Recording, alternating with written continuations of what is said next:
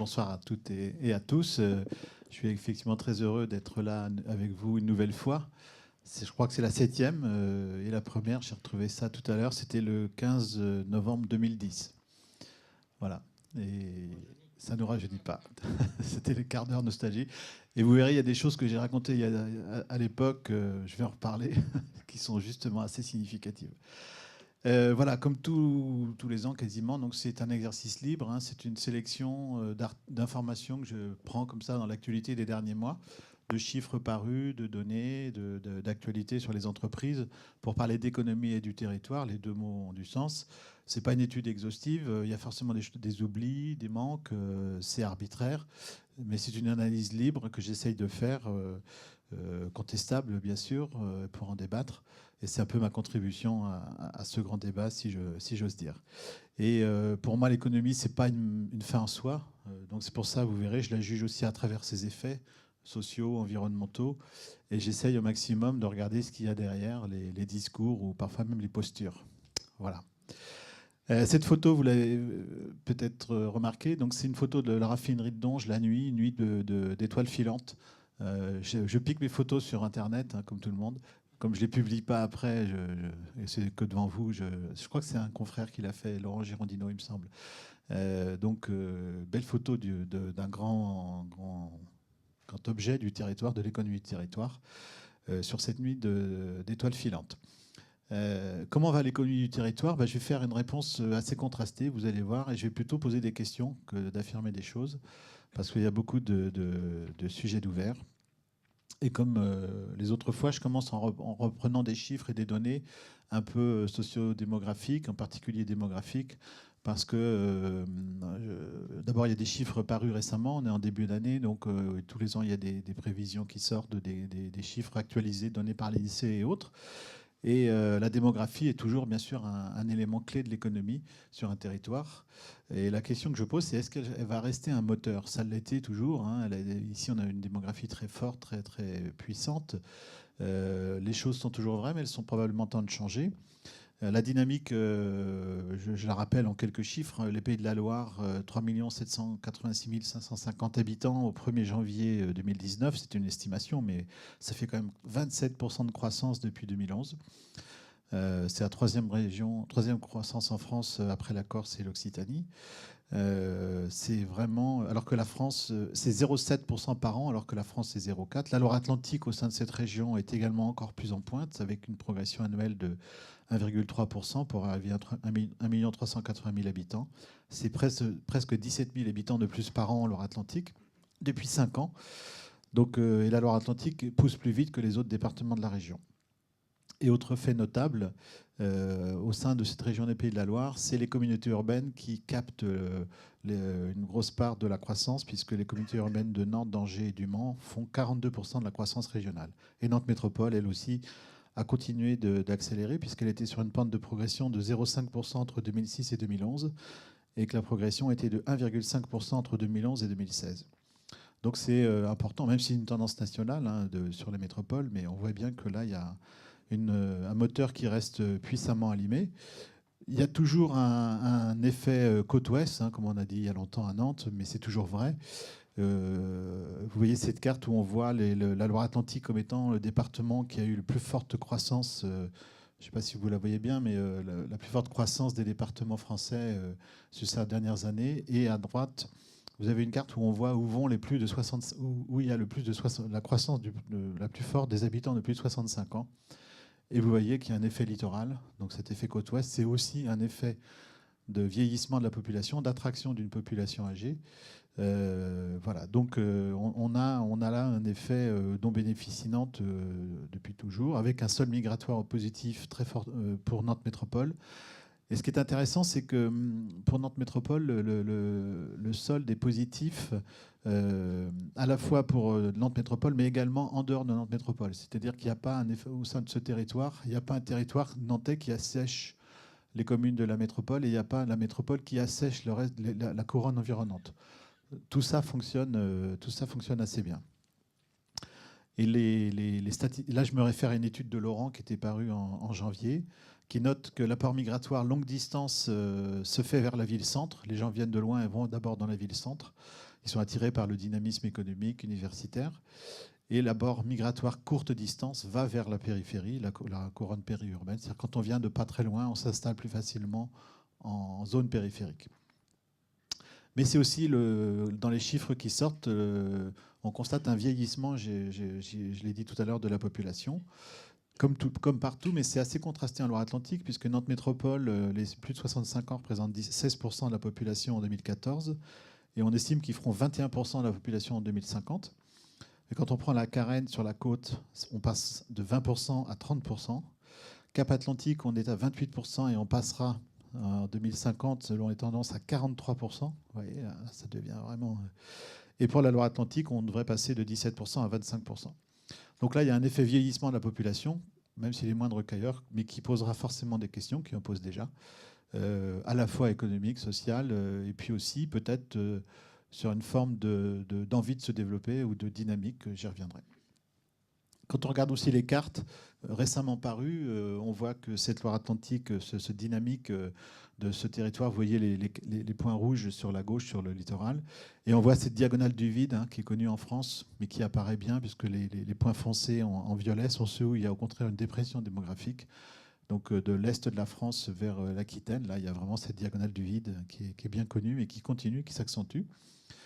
Et il y a aussi une étude récente de l'Observatoire des territoires qui dépend du Commissariat général à l'égalité des territoires, c'est l'ancienne DATAR, qui a montré, qui a étudié les flux des mobilités résidentielles selon les types de personnes. On voit bien, en haut à gauche, ce sont les cadres.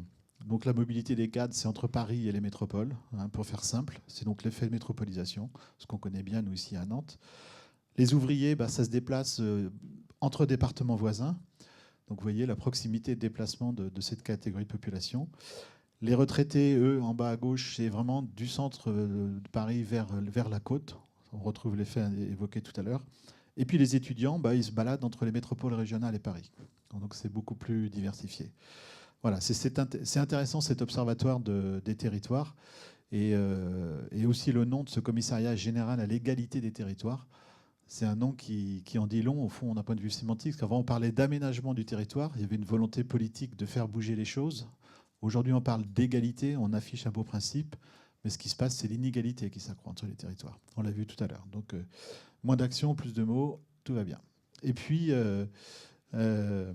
autre élément aussi d'information, pour aller vite, là aussi, c'est paru récemment, c'est pour ça que j'en fais état.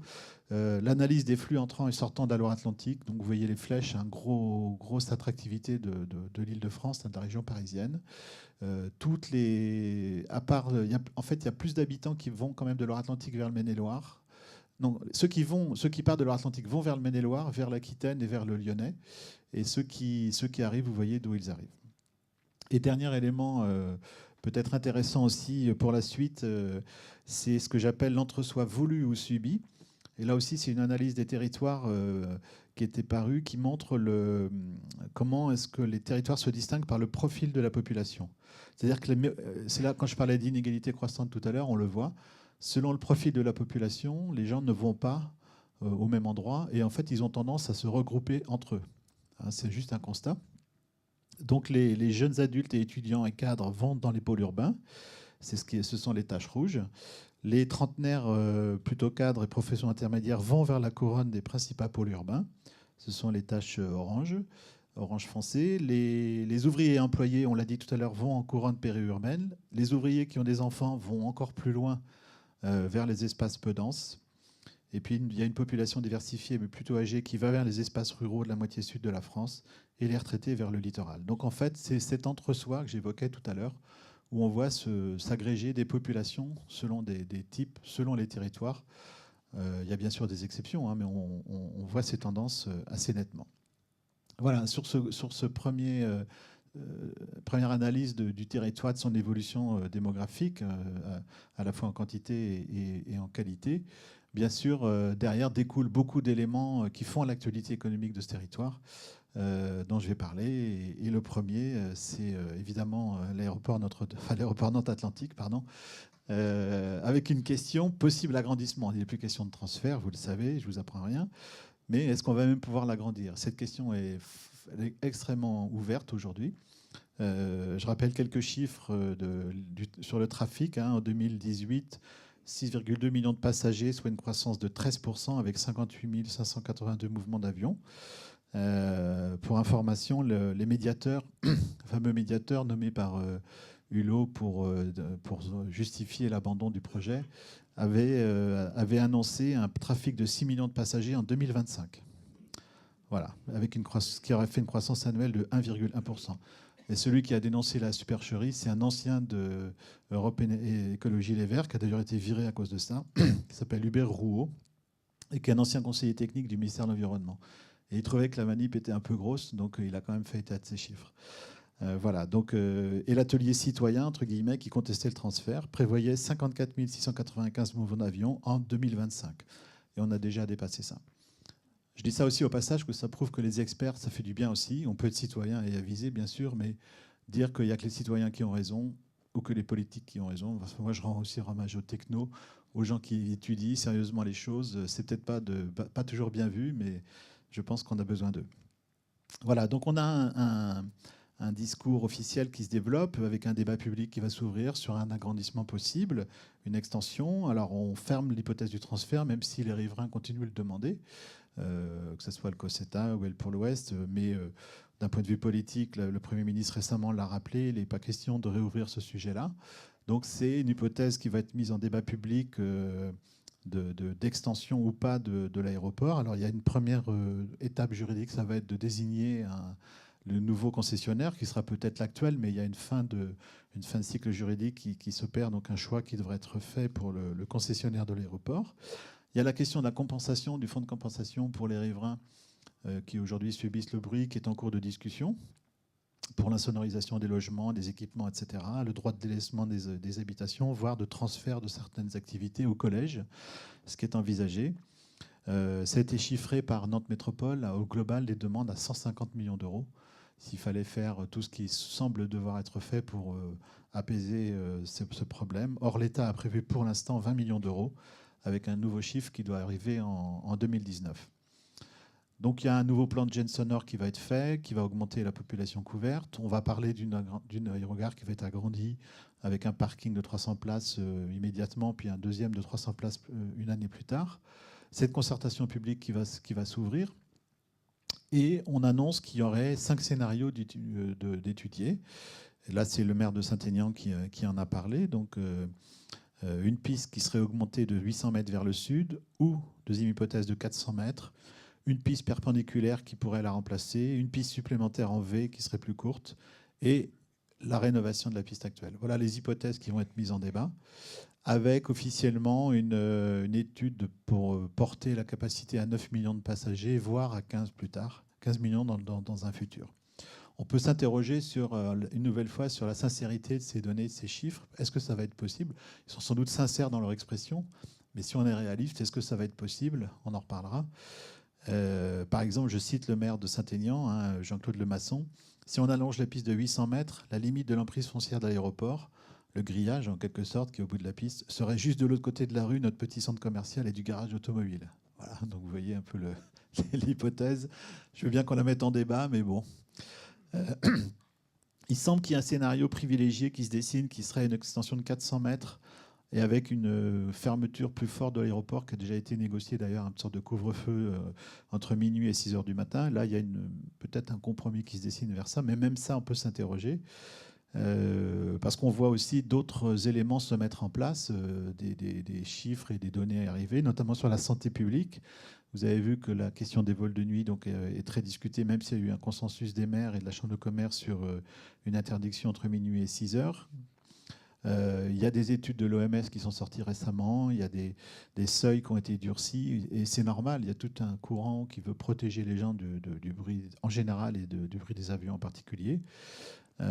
Et donc on sent bien que cette question-là, avec les conséquences pour la santé du bruit, les troubles de sommeil, de cardiovasculaires, etc., il y a même une étude qui montre que dans les zones les plus exposées au bruit de l'Île-de-France, au premier chef duquel il y a les aéroports, le francilien perd 3 ans d'espérance de vie. Donc il y a une priorité à la protection des habitants qui va être forcément renforcés. Ils sont comme 60 000 directement concernés. Il y a déjà des élus et citoyens qui se réunissent pour. Il y a eu tout un ensemble avec un communiqué qui évoque la nécessité, au fond, d'acter le fait qu'on ne développera pas l'aéroport. Ça y est, ça sort. Un aéroport situé en milieu urbain, enclavé à proximité de dizaines de milliers d'habitants, ne pourra se développer comme celui qui était envisagé à Notre-Dame-des-Landes. Ils annoncent différents éléments sur lesquels ils veulent absolument pouvoir se battre, et en particulier, ils s'opposeront à toute demande qui impacterait de nouvelles populations. En gros, pour ne pas impacter de nouvelles populations, il ne faut pas agrandir l'aéroport, il ne faut pas augmenter la piste. Voilà. Donc on sent très bien que les éléments du débat se mettent en place, que ça va être en plus, il y a une protection juridique du site très forte avec la loi sur l'eau. Il y a vraiment beaucoup de freins juridiques. Donc on va faire un débat. On va faire une enquête publique. Il va y avoir un débat public. Il va y avoir des prises de position, des oppositions, etc. Mais je pense que si on est réaliste, il faut se préparer au fait qu'il n'y aura pas de croissance à un moment de l'aéroport, en tous les cas, qu'elle sera fortement remise en cause, alors que la tendance actuelle, on l'a vu, est extrêmement forte pour ce développement.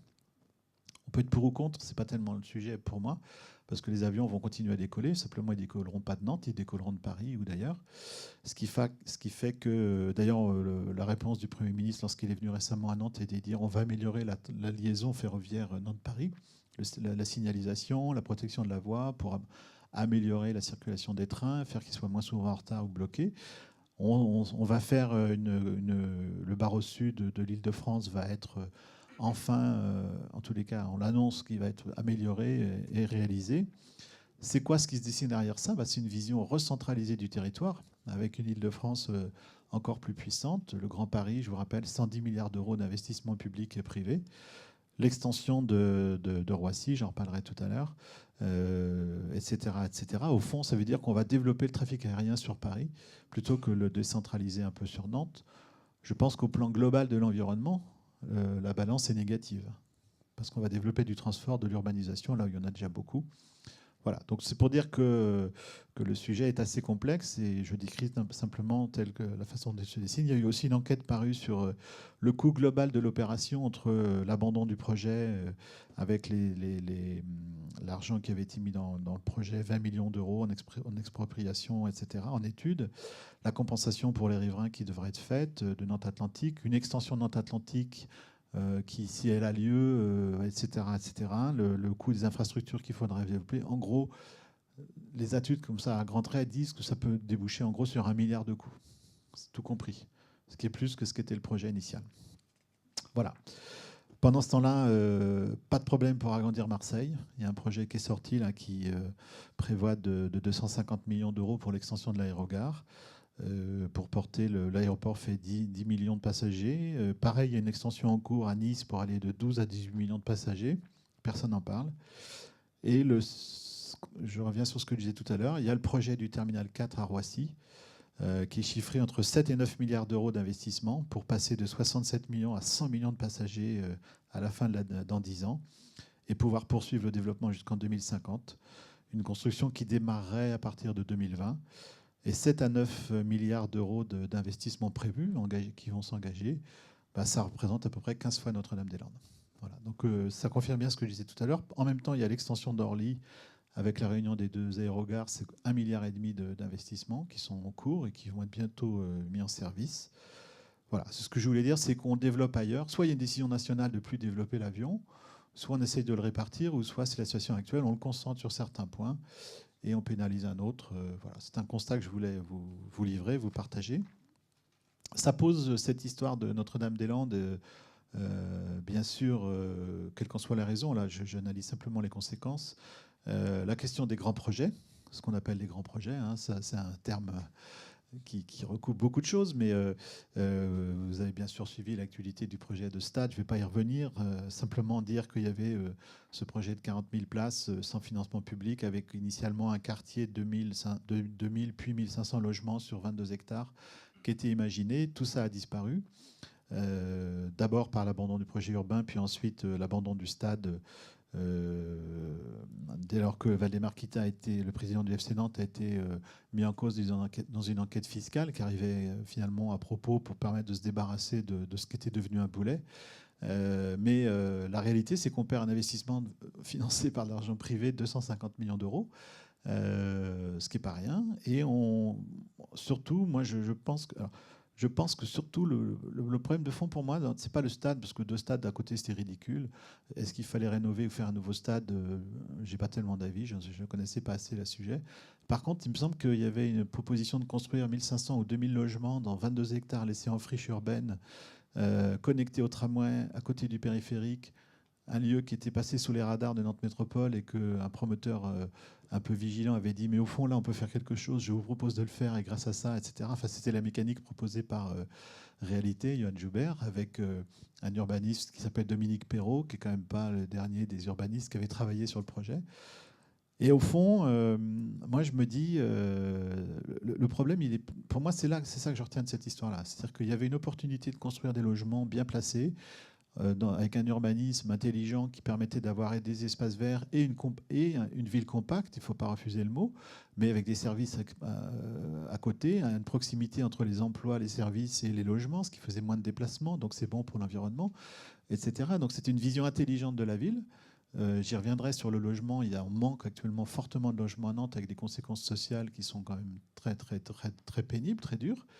Et là, on a gâché cette occasion puisque du coup, ce projet-là a été abandonné et même il a été dit qu'il n'y aurait pas de logement du tout, jamais construit. Alors, ce que j'ai pas compris. Voilà. Bon. Je dirais que c'est comme ça. Et d'ailleurs, on peut aussi s'interroger à cette occasion-là sur ce qui s'est passé avec la commission du débat public. C'est ce qu'a dit Johan Joubert dans Presse Océan, hein, le patron de Réalité. 50 personnes déterminées aujourd'hui peuvent agiter les réseaux sociaux, l'opinion, jouer à l'émotion, etc. Et du coup, ce sont les minorités agissantes qui sont capables aujourd'hui, on le sait, on le voit, de prendre le pouvoir et d'un seul coup de bloquer des projets. Ça pose quand même des questions sur l'aspect démocratique des choses. Enfin, on ne peut pas se contenter de cette situation. Je n'ai pas de réponse pour autant. Une fois que j'ai dit ça, mais on a vu là aussi beaucoup de passion. On voit aussi, c'était comme dans Notre-Dame-des-Landes, c'est-à-dire qu'il y a un moment, il n'y a plus de discours, il n'y a plus de raison, il n'y a que de la passion des deux côtés, il n'y a que de la violence. On l'a vu aussi dans les gestes ou dans les mots. En plus, sur l'histoire de Yellow Park, il y avait avec une haine anti-Kita que je ne défends pas non plus, mais quand même assez extraordinaire. Voilà, donc tous les ingrédients d'une décision complexe et finalement ratée étaient là. Il en reste pour moi quand même, on peut se réjouir, les gens se réjouissent, super, tant mieux. Bon, bah, on est passé à côté de logement, d'un équipement. Bon, voilà, je ne suis pas sûr que ce soit une formidable chose. Mais on en est là. Alors, qu'est-ce qui va se passer désormais? Vous le savez aussi, ce qui avait aussi déclenché les choses, c'est que le FC Nantes, au début du projet, n'avait pas l'argent pour se payer ce stade, donc il fallait pouvoir passer par le projet urbain à côté pour le cofinancer. Ensuite, les droits de télé ont été augmentés puisque la Ligue de football a négocié des droits TV à de hauteur de plus d'1 milliard par an pour les clubs de foot. Du coup, c'est une manne fantastique pour les clubs. Et le FC Nantes, rien qu'avec les droits TV, s'est retrouvé capable de payer tout seul son stade. Donc c'est ce qu'il voulait faire. Est-ce qu'il va vouloir le faire maintenant en dehors de Nantes Métropole sur un terrain qu'il pourrait acheter ailleurs? J'en sais rien. Est-ce que c'est possible? J'en sais rien. Est-ce qu'il va garder le FC Nantes? Je ne sais pas. Je pense que le stade pour lui était consubstantiel de sa vision du club pour avoir un actif à réaliser le jour et le revendre avec une grosse plus-value. C'est un homme d'affaires, ne l'oublions pas. On peut lui reprocher beaucoup de choses sauf d'être mauvais en affaires. Donc là, est-ce qu'il va rester ou pas? Je ne sais pas. Johan Joubert, le PDG de Reality, a fait savoir que s'il y avait une reprise, il pouvait se positionner avec d'autres. Pourquoi pas? C'est une piste. Mais là, je pense qu'il est un peu tôt encore pour voir comment les choses vont se décanter. Mais moi, je reviens, si je reprends le temps long, c'est plus le projet urbain que je regrette parce que là, il y avait une autre opportunité de faire de la ville intelligente sur un site bien placé. Et 2000 logements ici ou 1500 logements ici, c'est autant de moins un étalement urbain. Autant de moins de déplacements dont on va voir que les effets sont parfois ravageurs. Dans les grands projets, il y en a beaucoup d'autres, hein, vous le savez. On en parle moins, mais je pense que ça peut revenir sur l'actualité. C'est des projets de grands entrepôts logistiques au nord de Nantes. On avait pensé qu'Amazon viendrait, ça a été démenti. Bon, mais il y a quand même un projet énorme de 46 000 m² d'une première tranche et 75 000 d'une deuxième tranche à Grand-Champ-des-Fontaines. qui est pour l'instant porté par un promoteur. Donc pour qui? De tels entrepôts logistiques, c'est quand même énorme. Il y en a un autre qui est apparu à Éric sur 38 000 hectares, 38 000 mètres carrés, pardon, sur 9 hectares, donc porté par une foncière également. On voit bien que là, sur l'entrepôt logistique, il y a beaucoup de choses qui bougent. Et on a vu aussi apparaître, quand le nom d'Amazon est sorti, les Zadistes qui n'étaient pas loin se sont dit, tiens, là, il y a peut-être un nouveau chantier. Bon, voilà. Autre grand projet, c'est aussi le CHU. Là, on rentre dans une année décisive.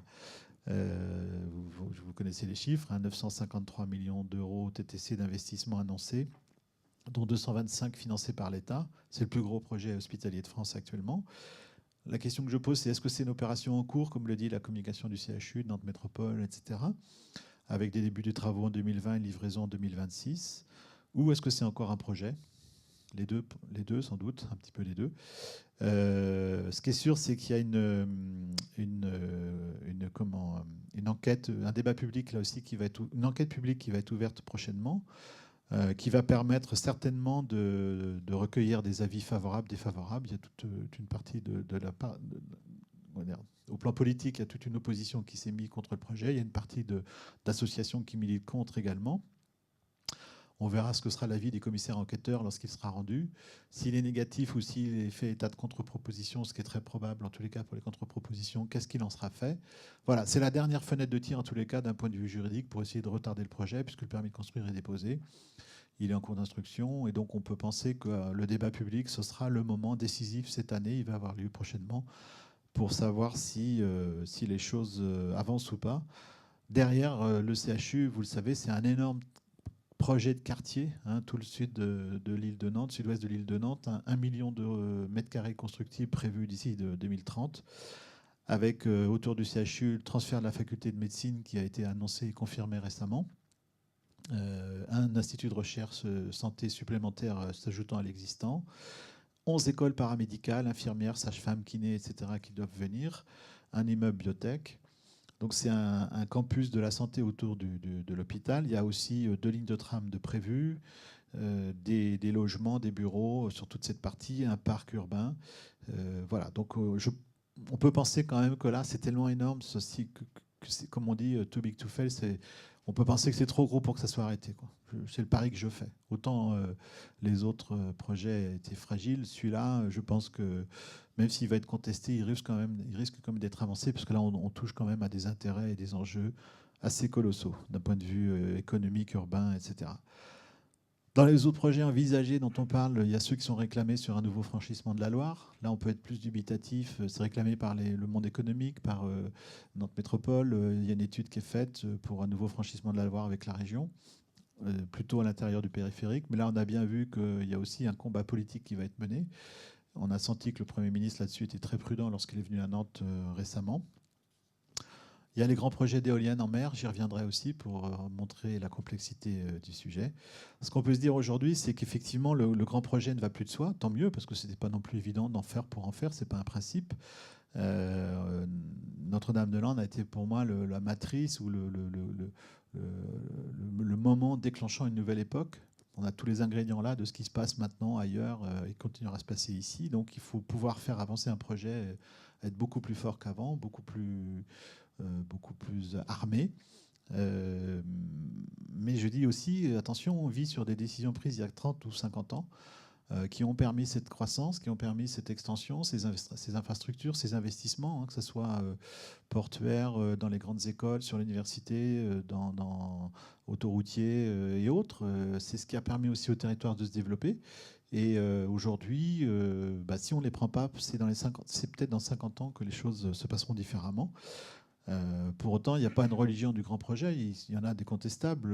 Est-ce qu'il faut faire aujourd'hui un surf park à Port-Saint-Père à 10 km de la mer pour faire une vague géante et bouffer 20 hectares de terrain là-dessus? Je ne suis pas sûr. C'est contesté, vous avez vu. Ça, je peux le comprendre beaucoup plus parce qu'on est là dans quelque chose qui est plus du domaine du loisir. Et effectivement, ce n'est pas forcément dans l'air du temps. Enfin, en tous les cas, ça mérite d'être débattu. Mais j'ai noté quelque chose quand même sur cette question de Port-Saint-Père, c'est que on manifeste contre le projet parce qu'il est visible, mais dans un tract des élus, des militants écolos qui se battaient, ils disaient, j'ai repéré le chiffre, qu'il y avait 57 hectares d'urbanisation prévus sur Port-Saint-Père. dans le plan local d'urbanisme. Et là, personne ne s'en inquiète, personne ne s'en indigne. C'est-à-dire que, au fond, qu'on construise 50 hectares dans les années à venir, 57 sur Port-Saint-Père, ça paraît logique, normal, mais quand on met tout ça bout à bout, ça a des effets considérables qui n'indignent personne. Alors que le projet, parce qu'il est visible, lui, on peut se le coltiner. Voilà. Donc on rentre quand même dans le temps du riverain électeur, du riverain informé, cultivé, qui a des moyens intellectuels et financiers pour agir juridiquement, avec une capacité d'animation et d'indignation sur les réseaux sociaux. Enfin, on le voit bien. Récemment, c'est le nouveau projet d'extension du musée d'Aubray qui a été remis en cause par les riverains qui avaient déjà eu la peau du premier, avec les mêmes arguments. Bon, pourquoi pas, hein, je veux dire, mais ça va peut-être devenir assez compliqué de faire des choses dans ce contexte-là. D'autant plus que, je l'ai dit tout à l'heure, pendant ce temps-là, personne ne s'inquiète, ou en tout cas on en parle très très peu de l'étalement urbain, qui lui est une vraie cause de dégradation de l'environnement, cause de la dégradation des conditions de vie pour les gens qui doivent se déplacer, qui ont des coûts, etc. Voilà, donc cet étalement urbain sans fin doit nous faire réfléchir, à mon sens. Là aussi, j'ai repris une étude parue récemment du Centre d'études des risques environnement, mobilité, aménagement, le CEREMA, qui dépend du ministère de l'équipement, je pense, sur l'artificialisation des sols depuis 10 ans en France. Et il se trouve que la Loire-Atlantique est dans les plus gros départements consommateurs de sol. Vous avez ici les zones en rouge où on a le plus consommé de terres agricoles ou naturelles pour construire des lotissements, des routes, des ronds-points, des zones d'activité, etc., etc. Entre 2006 et 2016, il y a eu 7000 hectares d'artificialisés en Loire-Atlantique, ce qui fait l'équivalent de 4 zones à défendre, de 4 ZAD, sans que personne n'en parle. Voilà. Donc, ce genre de choses, moi, je sais bien qu'il faut avoir le nez dans les chiffres, il faut les regarder, il faut les voir, mais je trouve dommage qu'on ne s'en préoccupe pas plus. Parce qu'au fond, ok, on peut se battre contre Notre-Dame-des-Landes, il ne fallait pas supprimer des terres agricoles qui avaient une valeur, etc. Mais là, on en fait beaucoup plus et c'est un silence assourdissant. Voilà, donc je pense que, alors que les conséquences sont, pour l'environnement, encore une fois, et donc pour l'économie, pour le développement économique, sont inquiétantes. Et moi, je pense que derrière ça, quand on voit ce qui vient de se passer avec les Gilets jaunes, un des terreaux des Gilets jaunes, hein, un des, pas le seul bien sûr, et je parle ici de la protestation contre ce qui a déclenché le mouvement, je ne parle pas de tout ce qui s'est passé ensuite dans les manifestations hautes, je reste sur les causes fondamentales des Gilets jaunes. Pour moi, il y a l'étalement urbain dedans, qui en est une des causes. C'est-à-dire que cette augmentation des déplacements en voiture, le coût de 2 voitures par ménage, le coût de l'énergie, etc., cette obligation d'habiter de plus en plus loin de son logement, de son emploi, pour pouvoir construire ou acheter une maison, parce que c'est devenu trop cher là où on pourrait habiter autrement pour être plus près de son emploi. Tout ça a un coût pour l'environnement, je l'ai dit, mais aussi un coût pour les ménages. Donc du coup, ça crée des tensions sur le pouvoir d'achat, ça crée des dépenses obligées, et dès que le coût de l'essence augmente, on a vu tout de suite les conséquences, a fortiori lorsqu'il y avait une taxe carbone en dessus. Voilà, donc je pense que là, on a vraiment quelque chose de fondamental dont on ne parle pas. On connaît les chiffres, ça se déroule sous nos yeux, mais il ne se passe rien. Là, pas d'indignation, pas de réseaux sociaux, pas de manifestation. Et je cite simplement une étude qui était parue également, qui montrait le rapport entre l'éloignement dû au coût du logement, entre le logement et l'emploi disponible. Une enquête qui a été faite sur laquelle un quart des demandeurs d'emploi renoncent à prendre un emploi à cause des problèmes de transport ou auraient renoncé à une formation pour des raisons de coût de déplacement. Et la conclusion qu'en tire Éric Heyer de l'Observatoire français des conjonctures économiques dans un article paru récemment, c'est dire peut-être que la principale politique de l'emploi aujourd'hui devrait être une politique du logement. C'est un des ressorts qui fait qu'aujourd'hui, c'est pour ça que je reviens tout à l'heure au projet de quartier autour de Yellow Park, c'est-à-dire créer des emplois de service avec des logements à côté, c'est contribuer à la fois à la protection des sols, naturels ou agricoles, mais aussi faire une spirale vertueuse pour éviter de dépenser trop d'argent dans le déplacement et permettre de trouver des emplois près de chez soi. Et ça, je vous montre une carte, mais elle n'est pas très lisible à ce niveau-là, mais qui montre bien que l'éloignement de plus en plus important entre l'emploi, le coût du logement et la concentration des emplois à l'intérieur des aires urbaines. Mais là, c'est pas lisible, je peux pas vous... Voilà. Et pendant ce temps-là, le logement continue à augmenter. Là, je me réfère aussi à des données parues récemment. Alors, sur Nantes Métropole, il y a un plan local d'urbanisme métropolitain 2019-2030 qui prévoit plus 6 000 logements par an, dont 2 000 logements sociaux, 700 logements abordables, pour accueillir 75 000 habitants de plus que les 620 000 de 2018. Donc, ça paraît bien, c'est beaucoup. C'est souvent beaucoup plus que dans d'autres villes, donc bravo. Mais ça ne suffit pas. Ça ne suffit pas parce qu'aujourd'hui, les loyers continuent d'augmenter, le mètre carré continue d'augmenter.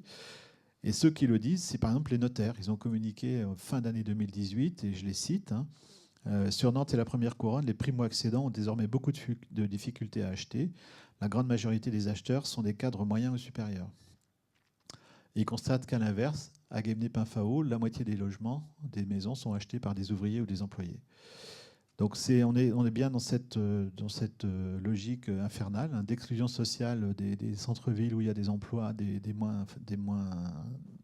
revenus les plus faibles, avec les conséquences que j'évoquais tout à l'heure. Donc les notaires parlent de règles d'urbanisme de plus en plus contraignantes, de périodes électorales aussi, préélectorales, qui ne poussent pas non plus à lancer des projets parce que du coup les riverains protestent et du coup les riverains sont des électeurs. Donc la règle est connue. Voilà. De son côté, le Holoma, qui est l'observatoire du logement organisé, qui dépend des promoteurs du territoire, de la métropole, a évoqué une baisse de la mise en vente de logements neufs en 2018 de 7% sur la région et de 29% sur Nantes Métropole. Donc la tendance est même en train de s'inverser. Et alors que les prix augmentent, à Nantes, le prix du neuf moyen est passé à 4 379 euros le mètre carré, plus 3% sur un an. Sur Nantes et 4 023 euros le mètre carré sur Nantes Métropole. On est au même prix que Bordeaux, mais avec un marché beaucoup moins dynamique en construction de logements. Et à l'inverse, on ne construit pas beaucoup plus de logements que la métropole de Rennes, qui a des prix plus bas. Donc on est dans un entre-deux actuellement sur Nantes Métropole sur la question du logement, quand on compare à d'autres, hein, qui n'est pas satisfaisant. Et là, je cite Bertrand Moore, le président d'Oloma. Il est urgent qu'on trouve collectivement les moyens de répondre aux enjeux de développement de nos territoires par un nombre de logements suffisant, au bon endroit, en phase avec les capacités des ménages concernés. Il faut une mobilisation foncière, une frugalité des concepts et plus de partage avec les habitants. Cette attractivité donne plus de services à chacun des habitants de nos villes. La contrepartie est de savoir accepter ces nouveaux arrivants et leurs nouveaux logements. Voilà. C'est-à-dire que si on ne partage pas le territoire, si on n'accepte pas qu'on construise un immeuble à côté de chez soi, si on n'accepte pas une certaine densification, les gens viennent, on ne peut pas les empêcher de venir, on est heureusement dans un pays de liberté, du coup, ils vont habiter plus loin. C'est mécanique. Hein, voilà. Donc, et on voit bien comment une commune comme Thoiré, qui avait une politique de logement très très forte, le maire a été sanctionné politiquement, son successeur a dit hop, on arrête tout. Ces logements qui ne sont plus construits à Thoiré, ils seront ailleurs. Donc moi, je me pose la question, hein, c'est vraiment, j'ai pas de réponse encore une fois, c'est est-ce qu'il faut laisser au maire la décision de construire des logements, enfin des permis de construire? Est-ce que cette question ne devrait pas être, au nom de l'intérêt général, gérée sur des espaces beaucoup plus grands par des intercommunalités, peut-être à l'échelle même de la Loire-Atlantique ici, avec des règles très fortes imposées par l'État, beaucoup plus fortes que les actuelles, pour dire on ne consomme plus de terrain, on utilise les terrains déjà construits. Et voilà, il y a sans doute une nouvelle régulation à trouver, mais le système actuel aboutit aux conséquences que j'évoquais tout à l'heure. Et je cite juste deux chiffres. En 1996, pour un indice 100, le coût du logement et le revenu brut des ménages. On est en 2015, le revenu des ménages est passé à 150 et le prix du logement à 250. Donc ça veut bien dire que le logement pèse beaucoup. Et pendant ce temps-là, il y a également la question de l'emploi, dont j'ai dit tout à l'heure qu'elle était liée. Et là aussi, on est en plein paradoxe en Loire-Atlantique. On est champion, l'Ouest est champion de l'emploi dans un pays malade de ce point de vue-là, puisque en 2018, la croissance de l'emploi, c'est en Pays de la Loire et en Bretagne qu'elle a été le plus forte qu'en Île-de-France même. Donc il y a une reprise de l'emploi industriel qui est forte ici. Il y a un taux de chômage national de 8,8% fin 2018 qui est en baisse. Mais en Loire-Atlantique, le paradoxe, c'est qu'il a un petit peu baissé, mais le nombre de chômeurs a augmenté. Il a augmenté de 0,4% à la fin de l'année dernière. 119 430 demandeurs d'emploi fin 2018, dont 62 450 de catégorie A. Alors que dans le même temps, vous le savez, les recrutements Système U veut embaucher 100 personnes, il n'y arrive pas. À Carquefou, etc., etc. C'est tout le temps, il y a tout le temps des titres dans les journaux là-dessus. Donc c'est quand même, quand on voit le nombre de demandeurs d'emploi qui restent et les difficultés qu'ont les entreprises à recruter, on se pose des questions. Et je prends l'exemple édifiant de Saint-Nazaire avec cette photo du futur Beluga XL qui va atterrir bientôt à Saint-Nazaire pour faire la navette avec Toulouse. Où il y a des centaines d'emplois à pourvoir dans les agences d'intérim, Pôle emploi, etc. Airbus embauche, 150 emplois par an. Le site de Saint-Nazaire est devenu, avec 3250 salariés, très important, plus que celui de Nantes qui fait déjà 2800 salariés. Mais il y a 16 200 demandeurs d'emploi à Saint-Nazaire, 185 de plus qu'un an plus tôt, dont 8200 de catégorie A.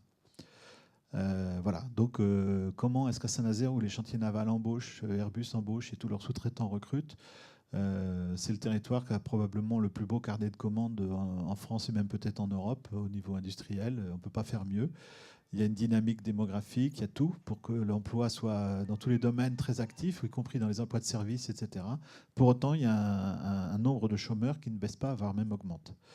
Voilà, donc il y a des études sur les métiers qui sont les plus pénuriques, comme l'on dit en Loire-Atlantique.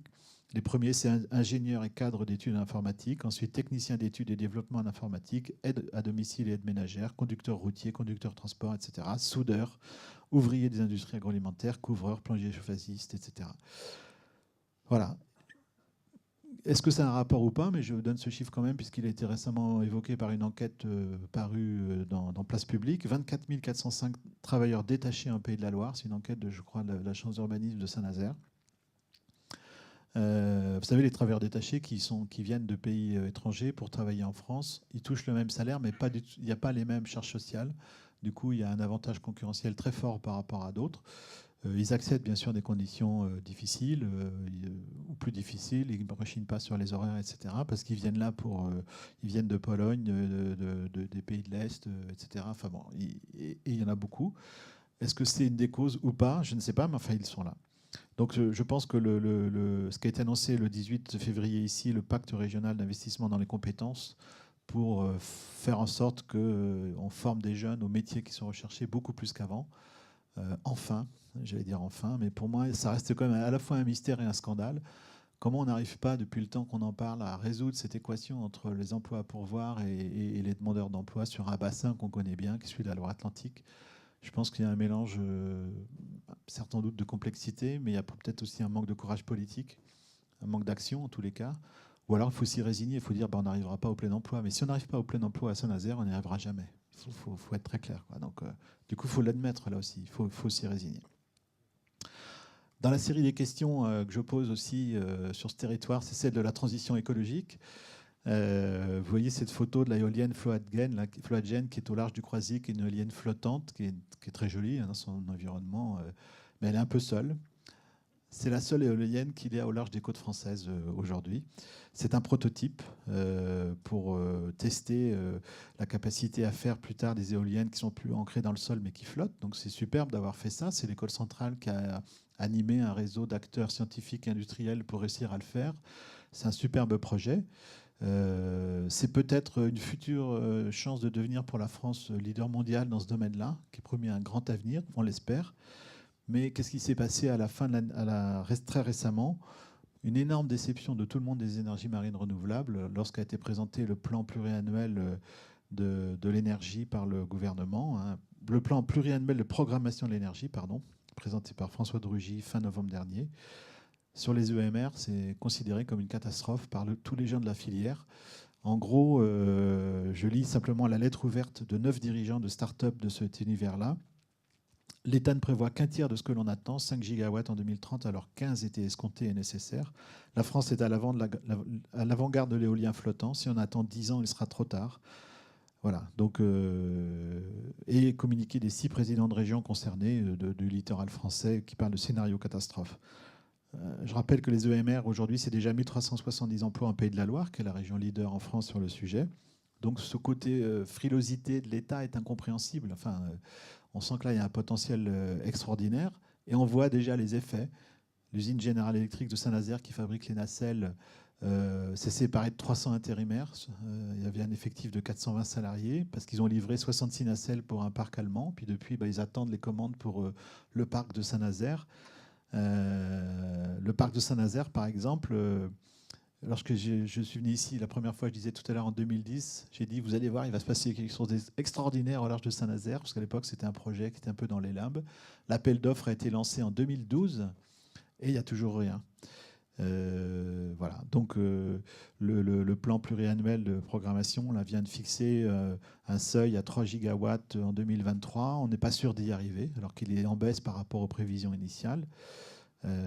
Voilà. Donc on est et le projet de Saint-Nazaire, qui est le plus avancé en France par rapport aux autres, est soumis à un recours devant le Conseil d'État, et très récemment par les riverains, qui ont perdu aux premiers échelons quand il y a au Conseil d'État.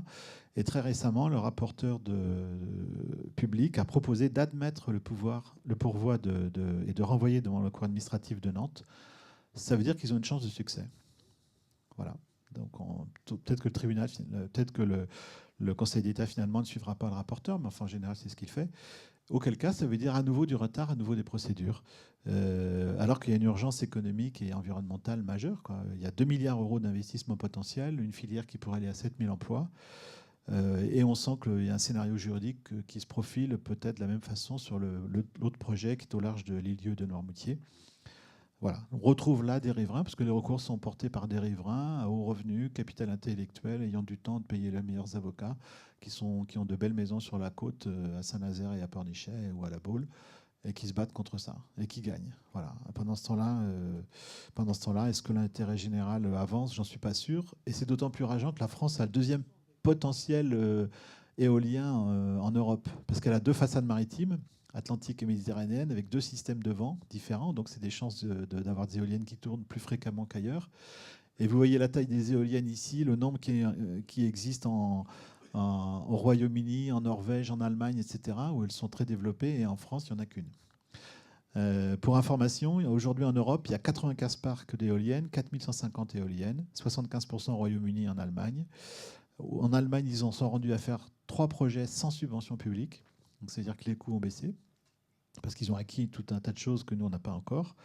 Dans le monde, ça s'accélère fortement en Chine, aux États-Unis. En France, à l'étranger, il faut 4 à 5 ans pour lancer un projet de parc éolien. En France, c'est 10 ans dans le meilleur des cas. Et encore, ça risque d'être plus. Et une anecdote récemment arrivée. General Electric veut construire une énorme éolienne, encore la plus grande du monde, 260 mètres de haut, avec une capacité de 12 MW, vraiment quelque chose d'énorme, qui serait fabriqué les nacelles à Saint-Nazaire et les pales à Cherbourg. Donc il fallait faire un test de ce prototype. Donc ils ont demandé aux autorités françaises de pouvoir le tester au large de Cherbourg. Et puis le préfet a pris une autorisation le 19 novembre 2018. Puis derrière, le temps des recours, c'était parti pour plusieurs mois. Bon, ils ont été voir les Pays-Bas, ils ont demandé, et au large de Rotterdam, il y a eu un accord de données, il y a eu 2 mois de recours possibles qui ont été faits, et c'était plié. Et du coup, ils sont partis faire le test à Rotterdam. Voilà. Voilà, c'est juste pour signaler en fait, le problème français, il est largement juridique, quoi. Il y a une volonté politique affichée, encore qu'on l'a vu baisser récemment. Il y a un enjeu environnemental considérable, mais on voit qu'on est encore loin de ce que l'on pourrait faire en la matière. Et en matière d'énergie, le dossier fort de l'actualité actuelle, c'est Cordemais, le crépuscule de Cordemais. Je ne sais pas si c'est un lever de soleil d'ailleurs ou un coucher de soleil, on va dire que c'est un coucher de soleil. Voilà, donc vous savez que ça a été annoncé là aussi, la fermeture pour des centrales à charbon en France. C'est un acte politique, c'est une volonté de montrer qu'on est dans le rythme de ce qu'il faut faire, etc. Bon, très bien. Mais il se trouve que quand même, récemment, il y a eu un coup de froid au mois de janvier et on s'est rendu compte que Cordemais, ça restait utile pour alimenter l'Ouest. Donc il a fallu rallumer Cordemais qu'on avait éteint. Bon, je dis ça, je dis rien. Donc du coup, de Rugy, le ministre a dit, on va quand même étudier la possibilité de fermer en 2022. C'est pas si sûr, on va voir le temps que ceci, que cela. Bon, déjà, ça veut dire qu'on avait fait une mesure politique avant d'affichage, de communication, et que dans la réalité, c'est toujours un peu plus compliqué.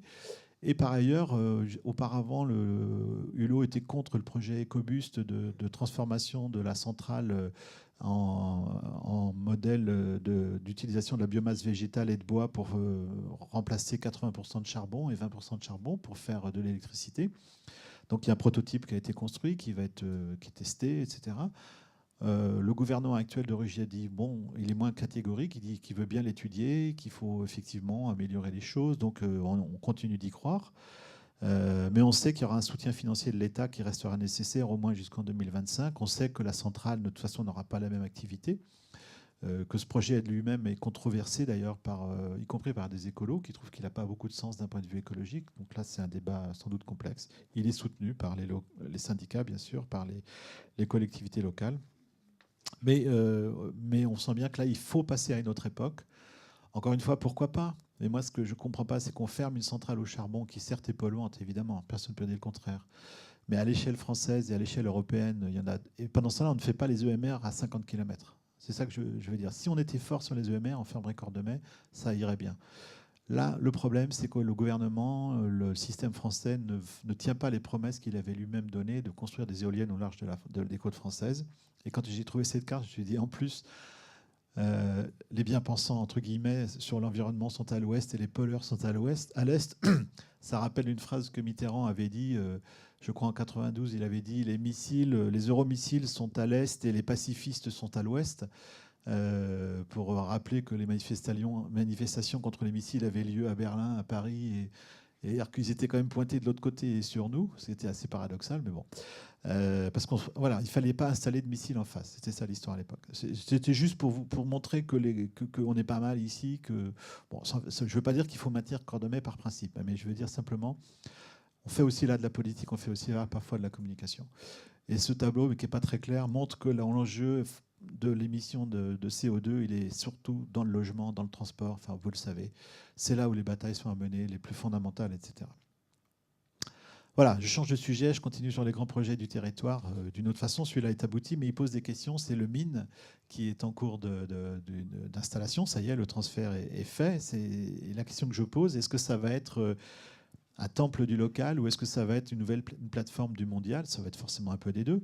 Mais on sent qu'il y a un enjeu quand même très important, vous savez, du circuit court aujourd'hui. Est-ce que le mine va être un des acteurs de cette transformation du système de l'alimentation? On l'espère, hein. Le projet est très ambitieux, hein. 200 entreprises attendues autour de ce pôle agroalimentaire, 2000 emplois à terme. Il y a déjà des producteurs de légumes, etc., qui se renforcent pour produire plus localement. Enfin, on sent bien qu'il y a une volonté. Il y a des exemples déjà très réussis dans ce territoire qu'il faut regarder de près. C'est celui du lait. Vous savez, la laiterie de Port-Saint-Père avec la marque Les éleveurs vous disent merci, qui a été imaginée par la laiterie de Port-Saint-Père, qui fait partie du groupe Intermarché, qui est un succès énorme. On paye un peu plus cher le litre de lait, mais on sait que l'argent va aux producteurs. Et ça a permis de vendre 21 millions de litres de lait en un an, qui ont permis d'améliorer la rémunération de 180 éleveurs de la région, du territoire local, avec une moyenne pour certains de plus de 8 000 € de revenus par an. Voilà. Ce que je veux dire, c'est qu'on voit se développer des nouvelles façons de faire, des nouveaux circuits logistiques, et il faut espérer que le mine soit mis au service de ça. D'autant qu'une étude de Laurent, l'agence d'urbanisme, sur l'envie de manger local avait été très intéressante, parue récemment, où sur la population de la métropole, un sondage qui avait été fait, 76% se disaient prêts à payer plus cher pour des produits locaux. Déjà 26% achètent régulièrement des légumes bio d'origine locale, etc. Donc il y a une agriculture sur la métropole. Il y a eu un plan alimentaire territorial voté en novembre dernier par la métropole, mais je pense que ça, c'est un des enjeux importants. C'est-à-dire qu'il y ait un soutien public fort à cette nouvelle donne de l'économie. Et à travers tout ça, au fond, la question qui se pose, c'est est-ce qu'on doit nous-mêmes s'organiser, se prendre en charge, ou est-ce qu'il faut continuer de faire confiance à l'État? J'ai mis cette photo un peu provocatrice que vous connaissez, de l'ancienne préfète des Pays de la Loire, devenue directrice de cabinet du ministre de l'écologie François de Rugy, au cœur de la ZAD, juste après l'abandon du projet, avec le patron national de la gendarmerie, dont vous sentez un peu le visage un peu tendu. Voilà, en train de boire du jus de pomme. Non, sérieusement, je voulais dire, c'est que quand on regarde ce que l'État a promis, ce que l'État a fait, je parlais des éoliennes tout à l'heure, là on peut parler des compensations sur l'aéroport, les compensations exemplaires promises, on les attend, et je pense qu'on les attendra longtemps. Or, il y a des dossiers qui sont extrêmement importants aujourd'hui, où la parole de l'État, le geste de l'État est fondamental. Les chantiers d'Atlantique, cette magnifique photo montre la beauté, la puissance de cet équipement. Et vous le savez, il y a un projet d'alliance, plutôt de rachat par Fincantieri, qui est son principal concurrent italien. Je rappelle que les chantiers d'Atlantique ont 10 paquebots à livrer, 4 pétroliers ravitailleurs jusqu'en 2023, une visibilité jusqu'en 2029. Et Laurent Castin, son patron, dit on est le site qui construit le plus de paquebots au monde aujourd'hui, dans un rythme de production. Donc c'est un leader mondial de ce sujet-là. Il vient d'accroître sa zone de construction de l'aire de prémontage, qui désormais fait 1 km de long, permet de transporter des blocs, 22 blocs à la fois, de construire 22 blocs à la fois et de les transporter avec ce portique géant. Enfin voilà, c'est un outil extraordinaire qui est en plein développement, qui recrute, etc., un champion du monde. Est-ce qu'on a besoin de ce rachat par Fincantieri? Moi, je pose la question, vraiment. Je ne fais pas de nationalisme dans la matière, vous allez voir. Je rappelle quand même que cette histoire a été initiée par le président Hollande 15 jours avant son départ. Ça a été signé, une première signature 15 jours avant son départ, alors qu'il aurait pu renvoyer le dossier à son successeur. Macron l'avait apparemment remis en cause, mais finalement, ça a été confirmé, avec un montage où 50% du chantier irait à Fincantieri et 1%, le reste des actionnaires français, dont l'État, et 1% prêté par l'État pendant quelques années, le temps qu'on voit si tout va bien, avant de les finir, de les donner à Fincantieri. Fincantieri, je n'ai rien contre eux en principe, mais je regarde ce qu'ils font. Ils ont une douzaine de sites dans le monde, donc forcément, le jour où il y a des charges variables, du coup, on va faire le bateau là plutôt que là, parce que les intérêts, c'est plus simplement de défendre Saint-Nazaire, c'est de défendre un chantier ailleurs. Et ça, c'est normal. Si on est patron de Saint-Nazaire, c'est normal qu'ils le fassent. C'est forcément une perte de pouvoir local de dirigeants locaux sur Saint-Nazaire, alors que leur capacité a été de faire jusqu'à présent un leader mondial. Donc pourquoi? Parce qu'ils étaient les seuls à décider, à contre-cycle, de faire un investissement dont on voit aujourd'hui le résultat, d'agrandir une forme, d'investir dans un portique alors que les temps étaient plus durs. Ils se sont dit non, on y va, on y croit. Ils ont convaincu leur actionnaire de l'époque de le faire, donc, qui était un actionnaire dormant. Ils ont obtenu le soutien de l'État pour le faire. Ce que je veux dire, c'est que le plein exercice de la maîtrise du chantier de Saint-Nazaire, c'est ce qui fait son succès. Je crains que le fait de le perdre risque de le mettre en danger. J'ajoute, ça a été souligné aussi, que Fincantieri vient aujourd'hui de signer un deal en Chine pour permettre de construire le premier site de construction de paquebots en Chine, où il n'y en a toujours pas. Ce qui fait qu'aujourd'hui, ça reste un chantier, un univers fortement dominé par les Européens. Pour une fois, tant mieux. Je veux dire, on n'a pas beaucoup de domaines comme ça où on est leader, autant les préserver. Mais le fait que les Chinois se dotent, grâce à Fincantieri, qui a passé un accord avec une société franco-américaine, chinoise-américaine, pour construire un nouveau site de construction de paquebots à Shanghai, avec tout un hub logistique de sous-traitance autour, fait que Fincantieri peut demain donner du savoir-faire de Saint-Nazaire à un concurrent chinois qui sera forcément redoutable. Voilà, donc il faut quand même se poser ces questions-là. Depuis, il y a eu le climat franco-italien qui s'est fortement dégradé, hein, donc les insultes italiennes contre la France, etc. Donc je pense que c'est un peu en retrait. Il y a eu aussi une demande de la France et de l'Allemagne de soumission du projet à la Commission européenne, qui a dit qu'elle voulait regarder le dossier au nom de la concurrence. Voilà. Récemment, Bruno Le Maire, le ministre de l'économie, vient de dire dans un colloque franco-italien des deux patronats qui restaient favorables au projet. Est-ce que c'est vrai ou pas? J'en sais rien. Mais moi, je dis, là, franchement, je ne comprends pas qu'on a un leader mondial.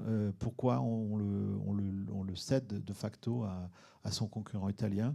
C'est la preuve, c'est aussi la faiblesse de l'industrie française, parce qu'il n'a pas été capable de trouver des actionnaires alternatifs solides à Fincantieri lorsque le coréen CX s'est désengagé. Le chantier a été valorisé 80 millions d'euros. Parce que donc ce qui n'est rien par rapport à ce qu'il est. Pourquoi? Parce que les marges de construction des navires sont très faibles, parce que la concurrence est féroce. Mais je pense qu'un des objectifs de l'Alliance, c'est de permettre d'être plus puissant face aux armateurs. Mais ces choses-là, ça peut se faire forcément sans se faire bouffer. C'est-à-dire qu'on peut trouver des accords pour le faire. Et je rappelle à propos de valorisation des chantiers de Saint-Nazaire, 80 millions, j'ai trouvé ce chiffre, que Blablacar a été récemment valorisé 1,5 milliard, alors qu'ils ont annoncé leur premier résultat d'exploitation positif en 2018, 12 ans après leur création. Voilà, le monde dans lequel on vit. Tout ça pour vous dire que je pense qu'un des grands enjeux de notre territoire, c'est la conclusion que j'en tire, c'est de prendre son destin en main. C'est-à-dire qu'il ne faut pas attendre tout de l'État, il ne faut pas attendre tout de l'Europe, même s'il faut y croire, il faut agir. Et je prends les exemples des grandes entreprises, des ETI en croissance et des entreprises innovantes. J'en ai mis quelques-unes. Beneteau, Armor. En haut, Beneteau recrute, se développe, embauche. Je ne vais pas vous faire la litanie des chiffres, mais c'est vraiment assez exceptionnel avec implantation à Nantes d'un pôle de construction des prototypes pour la course du Figaro, de son pôle digital pour pouvoir développer toute la partie service du groupe sur le digital qui est fondamental pour son avenir.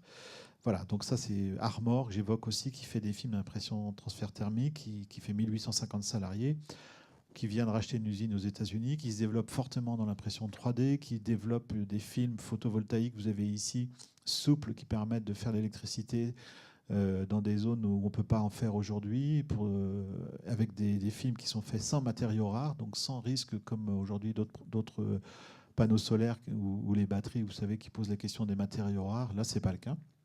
Voilà. Vous avez l'immeuble ici à droite, c'est un immeuble qui va être construit à Paris, qui s'appelle InVivo, qui va avoir des façades réchauffées, échauffées, qui vont être aussi de la culture d'algues. Et ça, c'est une technologie déployée à Saint-Nazaire par un laboratoire très puissant, très en pointe dans le domaine des algues, GPA, qui dépend de l'Université de Nantes et d'une société qui s'appelle Algo. C'est un projet à la pointe de l'environnement et de l'urbanisme du futur, qui fera que demain, les immeubles seront peut-être même des sources de culture, d'algoculture, avec des revenus parce que de ça, on en sort quelque chose qui est utile pour fabriquer des protéines, etc. Voilà, vous voyez, de nouvelles économies, on est à la pointe dans ces domaines-là. J'ai mis aussi une photo qui illustre le développement du campus manufacturing de l'IRT Jules Verne, avec là aussi des investissements récents annoncés dans de nouvelles technologies de fabrication, des procédés composites, etc. Je pourrais parler aussi de la réforme de l'Université de Nantes, avec le projet Next qui a été reconnu et qui va être financé. Donc voilà. Est-ce qu'on doit aussi attendre tout de l'État pour le port du Grand Ouest? Est-ce que le port de Saint-Nazaire doit être le port du Grand Ouest? Il a failli être rétrogradé par l'État, il a été sauvé récemment dans son statut, mais au fond, on sent bien que son avenir, c'est les acteurs régionaux qui doivent le prendre en charge, probablement. Il y a eu un appel du pied lancé par la région Pays de la Loire, celle de la Bretagne, pour venir rentrer. Il y a une réforme de la gouvernance qui se prépare. Donc là aussi, on verra si ce territoire se mobilise pour un équipement, pas en faire simplement le fruit de décisions prises de façon parfois lointaine par des gens et permettre son développement, même si on sait que le port de Saint-Nazaire, de Nantes-Saint-Nazaire, pour se développer, a besoin d'un hinterland qu'il n'a pas aujourd'hui, donc de liaisons ferroviaires qui lui manquent encore aujourd'hui avec le centre de l'Europe. Il y a des projets à long terme qui existent, mais il faudra encore, je pense, pas mal de temps pour qu'ils voient le jour. Mais il y a certainement une carte à jouer parce que dans le domaine quand même de la logistique industrielle, et de l'agroalimentaire, des vracs agroalimentaires, il a une grande importance pour l'Ouest, à côté de son traditionnel poids national sur les énergies. Dans ce territoire, on a aussi beaucoup d'innovations que j'ai notées ces derniers temps. J'ai mis cette photo du projet de Airseas qui va s'installer à Nantes, qui vient de Toulouse, qui a passé un accord avec Airbus pour déployer des voiles à l'avant des navires pour leur permettre d'utiliser la force du vent, pas en alternative complète, mais quand même, ça baisse de 20% potentiellement les coûts, les dépenses et les coûts d'utilisation de l'énergie traditionnelle. Donc c'est important. Ce sont des systèmes entièrement pilotés, informatiques. Ce n'est pas un simple cerf-volant, comme vous voyez. Ça peut faire jusqu'à 1000 mètres. Donc c'est assez considérable. Le projet de cette start-up est de venir à Nantes, dans le Bas-Chantenay, et de construire un atelier de fabrication, etc. Ça peut faire 200 emplois à terme. Donc on voit bien émerger là quelque chose qui peut être très intéressant. Ça existe déjà à Hambourg. On nous a dit que c'était une première mondiale, mais en fait, ça existe déjà à Hambourg. Mais enfin voilà, ça fait rien. C'est en train de se développer. Ça montre que là aussi, ça bouge et que ça peut avancer. Et on voit que sur cette histoire du vent, j'ai repéré 2 ou 3 projets qui vont dans ce sens-là, simplement pour monter l'indication, pour donner le sens de l'évolution de l'économie et des entreprises vers la transition écologique, qui est un moteur du développement économique aujourd'hui. Et je prends plusieurs exemples. Donc je reprends l'éolienne que j'ai citée tout à l'heure, parce que finalement, c'est quoi une éolienne? C'est un moulin à vent qui tourne. Et donc si on les développe, on développe de l'emploi. Et vous avez plusieurs projets de bateaux Celui qui est en haut à droite de Silon 6, qui était un concept développé par les chantiers de l'Atlantique pour faire des petits paquebots à voile, donc capable d'aller dans des zones sans faire de bruit. Il y aura toujours un moteur, bien sûr, mais c'est un nouveau concept de bateau. Neoline, qui est en bas à gauche, qui est un mini cargo qui, lui, est très avancé, qui est conçu par des Nantais, qui a signé un premier contrat avec Renault pour transporter des voitures à Saint-Pierre-et-Miquelon, qui attend des financements pour monter un projet de financement et de construction. Donc j'espère qu'ils vont y réussir. Et puis à droite, c'est un autre projet qui s'appelle Zéphyr et Boré, qui est aussi une start-up nantaise créée par des passionnés de la marine, des gens qui ont beaucoup navigué, et qui proposent aujourd'hui, eux, de construire un bateau entièrement nouveau avec un concept de voile développé par un grand architecte naval qui s'appelle Mark Van Petegem, qui fait les grands trimarans, les ultimes, etc. Là aussi, économie de carburant à la clé, possibilité. Et ce qui était une belle idée un peu folle il y a 2 ans, c'est devient un vrai projet. Et ils ont signé un contrat avec un grand industriel européen pour, à partir de 2021, transporter entre ici et l'Amérique des pièces dans le cadre d'un grand outil industriel. Voilà. Donc, vous voyez, ça veut dire qu'émerge quelque chose qui a du sens, qui correspond bien à ce qu'est ce territoire. Je parlais d'Armor tout à l'heure qui développe des films photovoltaïques. Je parlais des microalgues de Saint-Nazaire. Où est-ce qu'il y a en France ou ailleurs des gens capables de faire des films souples du futur, des algues qui vont permettre d'être une des sources d'énergie du futur, de prendre le vent enfin comme un facteur de développement, que ce soit pour les éoliennes ou pour les navires. On a toutes ces composantes, toutes ces capacités techniques, scientifiques et même industrielles sur l'espace-temps de Saint-Nazaire. Donc c'est peut-être l'émergence, j'espère en tous les cas, d'une filière porteuse pour l'avenir. En tous les cas, ça mérite certainement d'être soutenu. D'où la question que je pose pour conclure, c'est de se dire, au fond, toutes les questions que j'ai posées, il faut qu'on leur trouve des réponses, ou une réponse ou des réponses. Et ce que je préconise, c'est qu'on trouve des réponses à la hauteur de ce que j'appelle le génie de ce territoire, c'est-à-dire sa caractéristique. Je l'ai esquissé tout à l'heure à travers la question du vent et de l'énergie, mais il y en a d'autres. On a un territoire avec un environnement exceptionnel, une capacité industrielle exceptionnelle, on est au bord de la mer. On est dans plein de technologies. Je pense qu'on est capable ici de porter, en tout cas de proposer des solutions, en particulier aux questions que j'ai évoquées tout à l'heure, sur lesquelles on est loin de l'étalement urbain, d'une transition écologique, le coût du logement, la question de l'emploi, du pouvoir d'achat qui sont liés, face à la montée qui semble inexorable de l'individualisme. Je pense qu'on peut porter ici des réponses nouvelles, à la fois sociales, politiques et techniques, écologiques, mais d'un point de vue industriel. Moi, je pense qu'on peut faire un développement durable vraiment, sans renoncer à l'industrie, sans renoncer au progrès, bien au contraire. Voilà, donc ça veut dire qu'il faut refonder à cette échelle la notion d'intérêt général, lui donner une force supérieure aux égoïsmes. Et au fond, il faut que les politiques peut-être s'inspirent de ce que font les entrepreneurs privés que j'évoquais tout à l'heure, c'est-à-dire qu'ils y aillent, qui portent les questions sur le fond. Ce sont des gens qui veulent transformer le monde et qui sont capables de le faire et qui s'emparent de problèmes et qui essayent de les résoudre de façon très concrète et très forte. Et je crois que c'est le rôle des politiques aujourd'hui d'être capables de le faire à l'échelle des questions que j'évoquais tout à l'heure pour ce territoire. Voilà. Merci. Oui, on peut applaudir Dominique. Vous voyez, quand il vient, c'est pas du vent, si je puis dire. Hein. Donc, il y a du contenu. Merci à lui. Alors, sur les politiques, on demandera des noms tout à l'heure, je pense, hein, pour savoir ceux qui sont capables de réagir comme des industriels. À vous la parole. Qui se lance? Alors, André, pour commencer.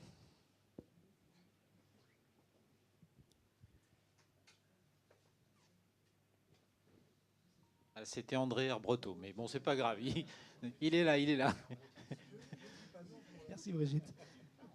Je vous remercie pour votre panorama vraiment excellent, comme d'habitude, j'allais dire.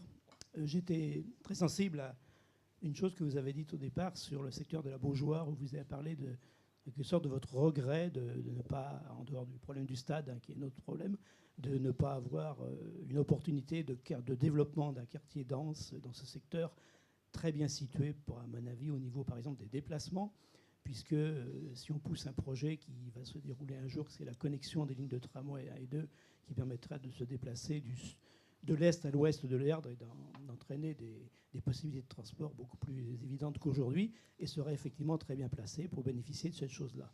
Et j'en profite pour dire qu'en matière de déplacement, ce qui a été un peu ma spécialité, je regrette un peu que l'avenir s'éclaircisse pas très rapidement, parce que même si je suis tout à fait conscient, et quand je dis ça, je n'attaque absolument personne, les choses ne peuvent pas se faire en un jour, il faudra plusieurs décennies pour faire des choses. Je sais que des choses sont à l'étude, je sais que c'est compliqué et qu'il faut être patient, et qu'une période de vache plutôt grasse a succédé à une période de vache plutôt maigre. Tout ça pour dire qu'en dehors de Beaujord dont je viens de parler, si on parle du CHU et des incertitudes que vous avez rappelées, même si vous avez pris le pari d'un déroulement, d'un final positif assez rapide, pourquoi pas, hein. Il y a aussi là, par exemple, on dit qu'il y aura 2 lignes de tramway, mais c'est des prolongements de lignes, et donc on ne sait pas trop où elles vont, ces lignes-là. On parle de l'aéroport avec toutes les incertitudes que vous avez remarquablement développées, mais on n'a pas dit encore, ou on ne dit pas si on va s'orienter vers une desserte, par exemple, hein, c'est peut-être pas la solution, mais en tramway, puisqu'il y a à peine 1 kilomètre pour prolonger la ligne existante. Je parle aussi, par exemple, de notre équipement qui s'appelle l'Arbre au Héron, quand on me dit aussi qu'il y a un projet de la Loire jusqu'à l'Arbre au Héron, pour simplifier, j'inclus là-dedans le franchissement dont vous avez parlé avec les incertitudes. Tout ça fait qu'il y a beaucoup d'incertitudes sur les équipements, et je le reconnais, mais peut-être quand même on peut pousser les feux pour que les incertitudes se lèvent en matière de déplacement sur les grands équipements d'infrastructure, ce qui permettrait d'y voir plus clair, même si, je sais, avec toutes les réserves que j'ai mises, ça serait quand même un bien pour qu'on y voit plus clair, et qu'on y voit plus clair pour l'avenir de l'agglomération. Oui, je ne peux que souscrire à ce que vous dites, hein. Il faut prendre des décisions fortes, quelles qu'elles soient, il faut prendre des décisions. Ce qu'ont su faire les gens qui nous ont précédés il y a 50 ans ou 60 ans, sur lesquels on vit toujours. Vous avez conclu votre exposé en faisant un appel aux politiques à entreprendre. Bien parler dans le micro. Mais qu'est-ce que les politiques peuvent faire contre le juridisme ambiant ? À chaque fois qu'il y a un projet, vous l'avez bien souligné, il y a des oppositions. Et sauf à changer la loi, et alors là c'est au Parlement, au niveau régional, on ne peut pas faire grand-chose, il me semble. Je suis d'accord. Effectivement, là, il y a un contexte juridique qui nous échappe, et donc il faut essayer de convaincre des riverains, mais je pense que c'est peine perdue dans plein des cas. Je pensais par exemple à l'urbanisme et à la consommation des sols. Là, les plans locaux d'urbanisme, ils sont à l'échelle des intercommunalités. On pourrait imaginer qu'ils disent, désormais, on va utiliser les zones... Enfin, dans les principes, c'est déjà ce qui est affiché, mais ce n'est pas ce qui se passe dans la réalité. On va utiliser les espaces déjà construits, déjà urbanisés, on va reconstruire là où on a déjà construit, on va améliorer ce qui existe, développer, avant de construire, d'artificialiser de nouveaux sols. Là, il y a des niveaux de décision qui leur appartiennent. Il pourrait y avoir à l'échelle du département un accord global pour dire, entre toutes les intercommunalités et le département, pour dire on fige les choses. C'est-à-dire qu'avant, on a plein d'espaces disponibles à l'intérieur des 22 hectares de la Beaujoire, c'est ça. C'est-à-dire que moi je pensais qu'on aurait pu dire on ne fait pas le stade, c'est trop compliqué, tout donner à Johan Joubert, c'est compliqué, on fait une ZAC, on revient à quelque chose de plus classique, avec une maîtrise foncière urbaine classique, mais on se donne l'objectif de faire 1500 ou 2000 logements, parce que c'est encore une fois autant de moins construit à l'extérieur, et on fait des services, une école, comme c'était prévu, des commerces, etc., et des emplois de services pour que les gens puissent trouver du boulot à côté de là où ils habitent, ou se déplacer en tramway, etc. Donc on prend des décisions sur ce que l'on peut, sur ce qui est évoqué tout de suite, sur les grandes infrastructures de transport local, et sur les décisions d'urbanisme, qui pour moi est la fonction première d'un maire, c'est l'urbanisme. C'est là où il a un pouvoir régalien. Pour le reste, il accompagne beaucoup les politiques nationales, que ce soit sur l'éducation, la culture, etc., même s'il a des pouvoirs de décision importants. Mais quand même, c'est là où il est aujourd'hui, en plein exercice de faire ou de ne pas faire les choses, quoi. Et donc... avec les limites que vous avez raison d'évoquer sur le juridisme, je pense qu'il y a un pouvoir d'action. Et puis il y a aussi une volonté forte d'écrire un projet, de le porter, quoi, et de convaincre. C'est-à-dire qu'il faut aller effectivement porter, il faut aller expliquer que faire tel équipement, ça permet d'éviter tel autre problème. Encore une fois, les gens qui disent qu'il ne faut pas construire des logements à Nantes, il faut qu'ils me disent comment on fait pour empêcher de les construire plus loin. C'est simple, hein. Soit on met des octrois aux entrées de la ville ou du département, mais je ne pense pas que ce soit le projet. Soit on porte atteinte à la liberté de circuler. On a vu tout à l'heure les migrations résidentielles, hein, comme elles sont puissantes. Donc il faut organiser ça. Donc je pense que c'est une question de vision du territoire. Alors autrefois, il y avait quelques grands visionnaires, mais qui étaient assez techno, ils dépendaient de l'État, hein, ils avaient un pouvoir fort de décision, c'était l'époque Guichard, etc.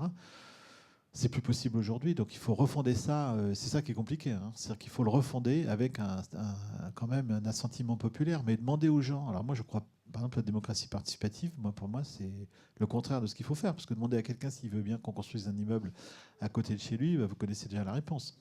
Et je ferai pareil. Voilà. Donc il y a un intérêt général qu'il faut faire prévaloir. Pour moi, c'est ça le boulot de la politique. Oui, Bruno Dehaye, Conseil de développement. Merci pour cette belle présentation.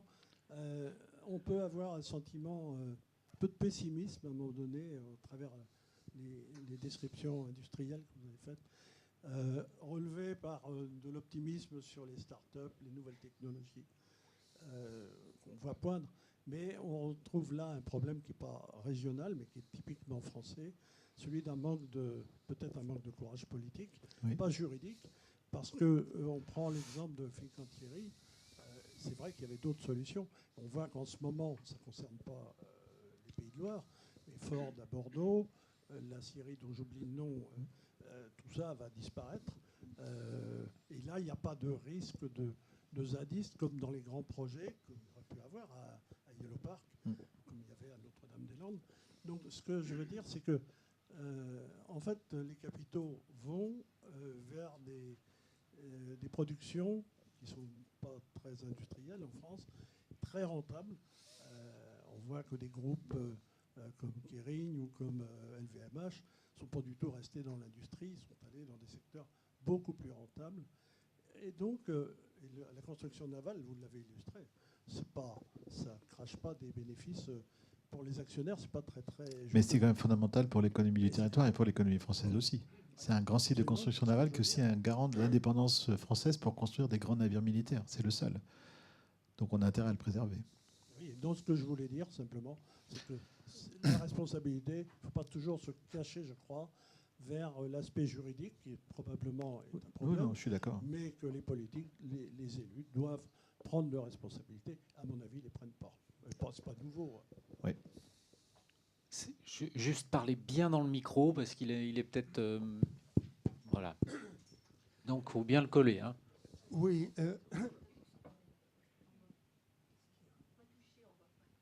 D'accord. Merci. C'est bon. Bon, écoutez, merci beaucoup pour votre intervention. Je vois que le droit est mis en cause à plusieurs reprises. Il paraît que je suis juriste, mais je suis un juriste mal pensant. Donc, je vais essayer d'illustrer ma malpensance. Je pense effectivement que vous avez raison de dire qu'on a des systèmes bloquants, beaucoup plus que des systèmes de décision. Et effectivement, notre juridiction administrative fait partie de ce système bloquant. Le Conseil d'État en France joue un rôle tout à fait aberrant. Inutile de vous dire que quand je dis ça devant des juristes, ils ne sont pas toujours très contents, surtout s'ils sont conseillers d'État. J'en connais un très bien, Genevois, qui connaît mon discours. Donc, le problème, c'est que le Conseil d'État alimente d'abord les cabinets ministériels, les directions des différents ministères, et d'autre part, il a effectivement beaucoup d'amis sur la côte.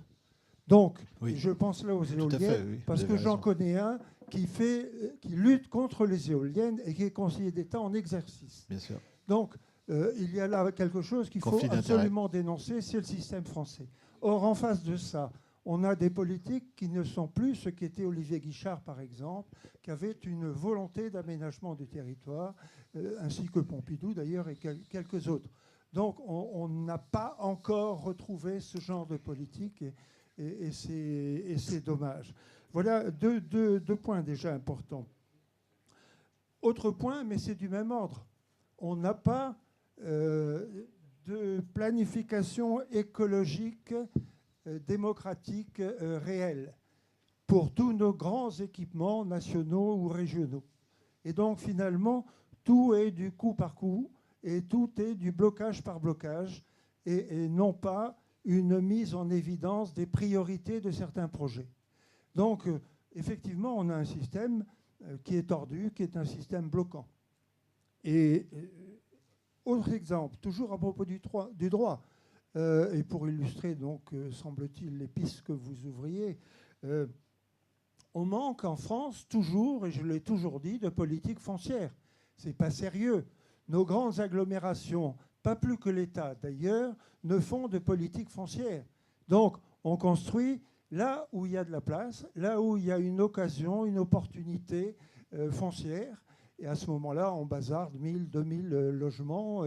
Mais par contre, on n'a pas de vision globale. Et je ne pense pas que nos élus locaux, effectivement, aient cette vision globale. Je leur reproche beaucoup de ne pas faire de politique foncière.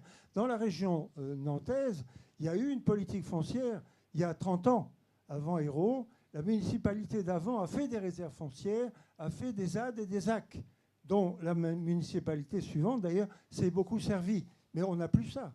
C'est fini. Donc, pas de politique foncière. Voilà, pas de planification écologique de l'aménagement du territoire et pas de politique actuellement décidée à jouer le rôle en tapant sur la table. Voilà. Je pourrais développer. C'est bien ce qu'il faut faire, taper sur la table, je suis d'accord. Oui, Jean-Albert. Oui. Un ancien de la construction navale.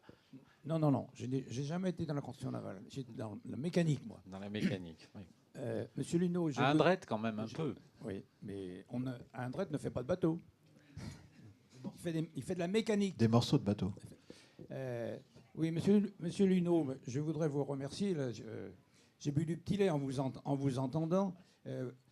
Votre intervention était donc centrée sur l'économie de notre territoire. Alors, tout ce que vous avez dit, je crois que vous avez beaucoup parlé sur l'avenir, avec ses limites et toutes ses forces. Mais pour dresser un tableau de l'économie de notre territoire et du département en particulier, je crois que, pour moi, vous avez omis un point. C'est-à-dire, vous avez parlé surtout du futur, mais par rapport au présent. La caractéristique du département de Loire-Atlantique au plan industriel, elle a toujours été difficile à situer. Je me rappelle, dans mon jeune temps, j'ai dû avoir, il y a 20 ans ou 30 ans avec vous, un débat sur ce sujet. Dans la mesure, quand on parle de Toulouse, Toulouse, c'est l'aviation. Mais quand on parle de Nantes, personne ne parle beaucoup pour le commun des mortels externes au département, il ne sait pas très bien comment situer la Loire-Atlantique. Et pourtant, en Loire-Atlantique, il y a deux usines Airbus. Il y a MAN qui faisait les moteurs, Pistic autrefois, MAN aujourd'hui qui faisait les moteurs, EAR à Châteaubriand, Manitou sur Ancenis. Il y avait ACB, qui existe toujours maintenant au Ranzay, et qui reprend.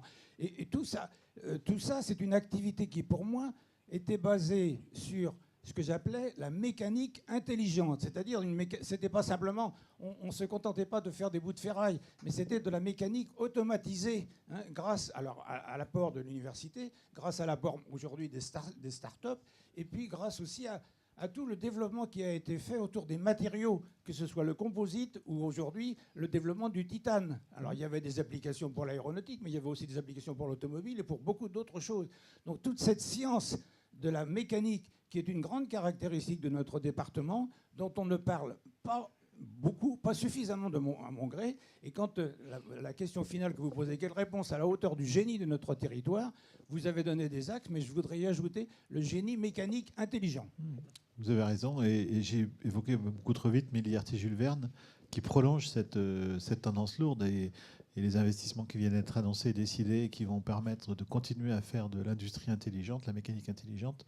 Et s'ils vont au bout du projet manufacturing, là, c'est quelque chose de magnifique qui va être fait d'énorme. Et où on fait à la fois de l'industrie, des nouveaux matériaux, on s'inquiète de la question de l'environnement. Enfin, on est bien dans un cycle vertueux qui vient de l'école centrale, qui vient de l'université, de laboratoires qui existaient à l'époque que vous évoquiez. Je pense que l'histoire continue, vous avez raison. Oui. Jean-Claude. Jean-Claude Charrier, Conseil de développement. Je voulais poser une question à laquelle d'ailleurs je vais apporter immédiatement une réponse. C'était... On n'est jamais mieux servi que par soi-même. Qu'est-ce qui a fait récemment qu'on a parlé dans le monde entier, via les médias, de la ville de Nantes? On a parlé de Nantes. On a parlé de Nantes à propos de la disparition d'Emiliano Sala. Oui. Ah oui. C'est-à-dire l'avant-centre du Football Club de Nantes, qui était transféré à Cardiff et qui est décédé lors de son transfert, enfin en traversant la Manche, l'accident d'avion tragique, etc., dont on a beaucoup parlé. Ça a eu un impact énorme, mais qui dépassait de beaucoup le cercle nantais, puisque lorsqu'a été lancée une souscription pour développer des recherches, alors que les pouvoirs publics avaient abandonné les recherches, donc il y a eu effectivement des souscriptions qui sont venues de partout. Donc il y a à ce niveau-là, je veux dire, une culture, enfin, qui est une culture du football, qui est une culture du sport, qui est un capital qui appartient à Nantes et qui, à mon sens, est assez ignoré des politiques aujourd'hui. Parce que ce capital-là, il se manifeste, par exemple, lorsqu'il y a eu ce match d'hommage, justement en souvenir de ce footballeur, avec un match, je crois que c'était Nantes-Nîmes, il y a 40 000 personnes qui sont venues à la Beaujoire. Ça n'a rien coûté à la collectivité. Quand on voit les efforts qui sont faits et ce que ça coûte pour faire venir des gens à la Pourtant, carrière, ils ont essayé de faire 2 stades, quand même, vous avez vu. C'était quand même bien essayé. Je vois à côté de ça ce que ça coûte au pouvoir public de faire venir des gens dans la carrière misérie, je me dis effectivement, quelquefois, il faut essayer peut-être de voir des hiérarchies qui existent aussi à ce niveau-là. Voilà. Donc, moi, je voudrais que les politiques n'oublient pas, ne traitent pas avec légèreté la question du sport, du football. Alors, je pense qu'à Nantes, il y a quand même un soutien. Alors, je ne parle pas du FC Nantes, c'est à part, mais sur les autres clubs, le HBC oui, Nantes, non, mais, tout ça, il y a une vraie politique sportive. Hein. Je retiens ce que j'ai dit pour d'autres sports, mais pour le football, ouais. La façon d'ailleurs dont a été traité le dossier Yellow Park ouais. est, à mon avis, d'une grande légèreté. Oui, bah ça, on peut tout à fait. Mais il y a aussi une réalité du foot business, comme on dit aujourd'hui, qui n'est plus un sujet de finances locales, c'est sûr. Oui. Gérard, il y a plein de questions. Alors, essayez de faire assez court. Moi, ça va être très court, comme d'habitude. Je voudrais reparler de l'aéroport. Ce que je ne comprends pas, c'est qu'on est en train d'essayer de comment on demande des investissements pour un aéroport, et des investissements dont on n'aura pas besoin. Puisque, en même temps, on sait très bien qu'on ne va pas pouvoir le développer. Alors, on est en train de mettre tous les freins qu'il faut au développement. Ce qu'on va gagner, c'est que les compagnies low cost vont se barrer au bout d'un moment et seront fatiguées. Et puis alors, quand je vois qu'on parle d'une piste transversale, alors on sait depuis à peu près plus de 20 ans, ouais. De toute façon, elle est encore plus nuisible ou nuisante que ce qu'on a fait jusqu'ici. On nous prend, là, du coup, on nous prend pour des cons. Enfin, je pense qu'effectivement, le débat public qui va s'ouvrir va être assez surréaliste, une fois de plus. Quoi. La seule question au bout de tout ça, est-ce que Gros Valais aurait assez de courage pour conserver avec des baux précaires les 900 hectares qu'il possède et non pas les brader, parce qu'on aura peut-être besoin dans 10 ans et sévèrement. Ouais. Je ne sais pas si ça dépend que de lui, mais oui. Bien, ensuite, oui. Oui. Donc, effectivement, je crois qu'une des questions... Le micro. Oui, une des questions qu'on voit toujours apparaître dans les discussions, c'est la question de l'aménagement du territoire. L'aménagement du territoire a en partie disparu. C'est vrai que du temps de Guichard, il y avait des programmations, il y avait des choses dont certaines ont totalement échoué, mais d'autres ont réussi. Et effectivement, actuellement, on ne voit pas du tout cette préoccupation. Et dans les collectivités locales, dans les villes, y compris celle de Nantes, on ne voit absolument pas de grande stratégie, de plan d'ensemble, de savoir comment... Ou à l'échelle de Nantes-Saint-Nazaire, qui serait pertinente, oui, ou de la Loire-Atlantique. Oui, là, de toute façon, entre Nantes et Saint-Nazaire, c'est quand même pas évident, les liaisons et les décisions. Hein, et c'est plutôt de la concurrence plus que de la liaison. Et entre Rennes et Nantes, n'en parlons pas. On parle de l'université, les grandes difficultés. Moi, j'ai participé, comme Ménard, à des discussions entre Nantes et Rennes, et ça s'est toujours terminé plus ou moins par un échec, parce que qui voulait être le chef. Alors, ça, c'est une chose. Deuxièmement, il faut bien distinguer l'affaire du stade. Je ne vais pas revenir là-dessus en détail, mais quand même, c'est celui qui est en ce moment. On peut très bien avoir dans les terrains qui sont là une construction, une ZAC, une ZUP, tout ce qu'on veut. Donc il peut y avoir des développements de logements dans ce secteur-là, s'ils n'ont pas disparu. Et je termine là-dessus. Et donc on a à la fois les transports en commun qui sont là, on a les espaces autoroutiers et le fait qu'on veuille faire un nouveau stade. Pourquoi un nouveau stade? Puisqu'il y en a un qui existe et qui peut être transformé. C'est de la même manière, je ne vais pas revenir sur le CHU, mais le CHU, on n'a pas du tout étudié la possibilité de réutiliser l'ancien CHU et de l'aménager. Il n'y a eu aucun projet qui a été fait. Moi aussi, je me suis renseigné auprès des architectes, etc., parce qu'il fallait construire du neuf, parce que les architectes ne veulent pas s'occuper du passé. Voilà. Donc, on est dans un problème de la liaison entre l'existant et les transformations qui pose quand même un certain nombre de problèmes. Voilà. J'arrête là pour l'instant, parce que j'aurais d'autres choses à dire. Mais sur Yellow Park, le surprenant, c'est que la maire de Nantes a dit qu'il ne construirait pas de logement. Elle aurait pu dire, bon, bah, plus de stade, etc. Et on a une belle opportunité. Mais non, mais c'est étonnant quand même. J'ai pas compris, là. Je sais pas pourquoi. Allez, Michel Brieux. Je vous remercie pour votre présentation très complète. Tu colles bien le micro parce que sinon on n'entend pas. Je vais essayer, merci. Moi, je voulais savoir si vous aviez des chiffres concernant l'évolution des investissements étrangers au niveau de la région ou de la Loire-Atlantique. Non, j'ai pas vu de données récentes là-dessus. Est-ce que l'évolution est favorable ou non? Bah, vous avez vu qu'il y a un investissement italien qui se profile à Saint-Nazaire. Ah oui, mais il est contre, alors. Donc, comment voulez-vous que je ne vais pas faire augmenter les statistiques. Non, mais je ne sais pas. Il y a des projets. Hein. Il y a quand même ça. Enfin, d'un point de vue entreprise, il y en a. Oui, il y en a. Mais je n'ai pas de chiffres de données particulières sur ce sujet. On en voit notamment dans le numérique. Je n'ai pas beaucoup parlé parce que l'actualité ne s'est peut-être pas prêtée. Mais il y a eu plusieurs rachats quand même de start-up ou d'entreprises du numérique par des sociétés américaines ou autres ou étrangères récemment. Enfin, depuis 1 an, il y en a eu, quoi. Voilà, donc. Oui, alors, tu as fini, pardon. Il y a une question dans le fond. Oui. Question concernant d'abord une information plutôt parce que vous avez parlé tout à l'heure d'aide à domicile et s'il n'y a pas de boulot on ne trouve pas d'emploi dans l'aide à domicile, il faut aussi reconsidérer la situation des salariés de l'aide à domicile. En général, les salariés sont payés au SMIC avec 20 ans d'expérience. Ils ont rarement des temps complets, parce que c'est très difficile d'avoir un temps complet quand on se déplace de famille en famille. Et la plupart vivent sous le seuil de pauvreté. Donc, ce n'est pas les conditions idéales pour trouver un emploi. Bien sûr. Donc, autre question, c'était concernant le logement. Vous avez parlé tout à l'heure du coût du logement qui est passé de 100 à 250. Et je pense que c'est spécifique à la France. Dans les autres pays, le logement a augmenté beaucoup moins vite. Oui. Donc, pourquoi est-ce que ce n'est pas par rapport à des capitaux qui viennent dans le logement de standing et qui font augmenter le coût du logement en France? Dans tous les cas, il y a un échec sur le logement en France qui est considérable parce que ça coûte une fortune en plus en argent public. Hein. Les aides au logement, c'est considérable. Donc le résultat est dramatique, effectivement. Mais ce qui est sûr, c'est que sur Nantes, on manque de logements. Oui, ça et de plus en plus, c'est quand même terrible. Oui, Yves Robin, du Conseil du développement. 2 ou 3 observations sur les logements de la Beaujoire. Je vous avoue que j'étais contre des logements là-bas. Pourquoi? Parce qu'il y a le parc de la Beaujoire, les jours de match, on ne peut pas cumuler des habitants avec 50, 60 000 personnes les jours de spectacle, de la foire et tout ça. Donc ça, c'est bien qu'on ait écarté des logements qui seraient venus compliquer toute la vie du quartier. Concernant l'aéroport, vous avez fait des observations, mais moi j'en ferai une.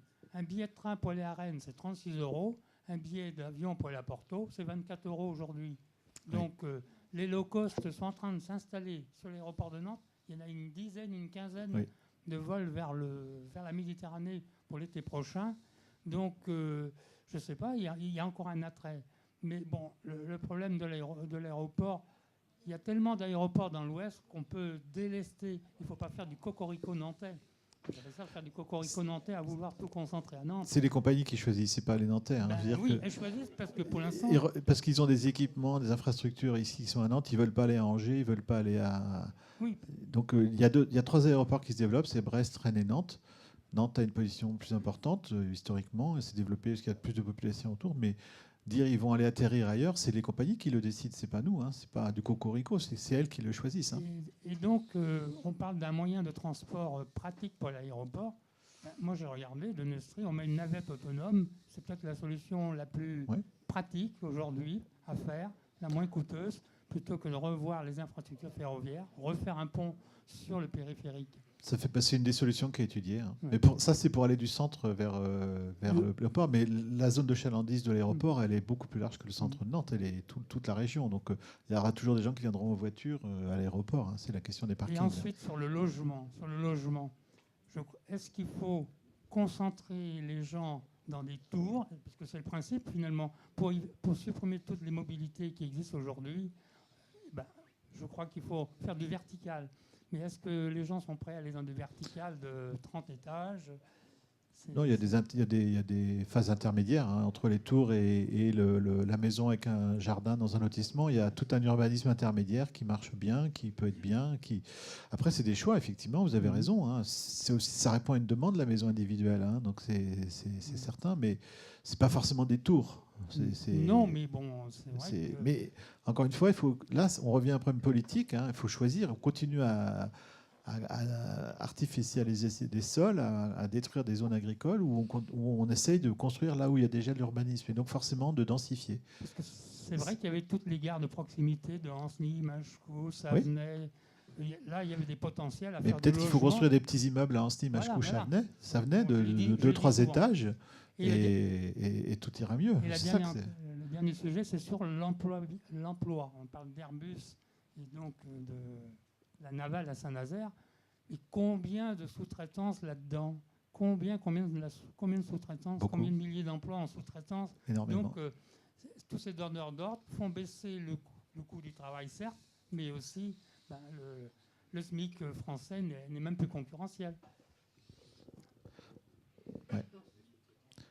Après, les sous-traitances, c'est de l'emploi. Et vous avez, j'en ai parlé tout à l'heure, les emplois, j'ai oublié le nom. Enfin, les travailleurs détachés, qui sont encore plus une concurrence et qui se sont énormément développés. Donc, Jean-Yves.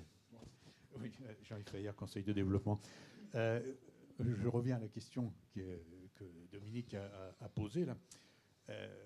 En fait, l'État n'arrête pas de nous dire qu'en fait, il est un État stratège. On voit bien qu'il n'y a pas de stratégie. Ça a été évoqué tout à l'heure. Il n'y a pas de politique foncière. J'ajouterais qu'il n'y a pas beaucoup de politique industrielle. L'État a peut-être une politique budgétaire et encore.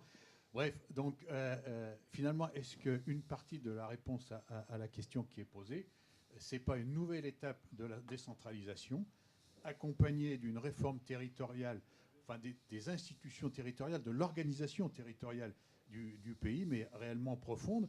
Moi, je me souviens professionnellement avoir croisé, par exemple, le ministre de l'agroalimentaire de la région des Asturies. Oui. Même chose en Allemagne, les régions avec lesquelles nous sommes jumelés, Saarlouis, Saarbrück, etc. En Sarre, vous avez le ministre de l'Industrie, etc. Et la région Sarre, comme d'autres régions allemandes, investit massivement dans son industrie.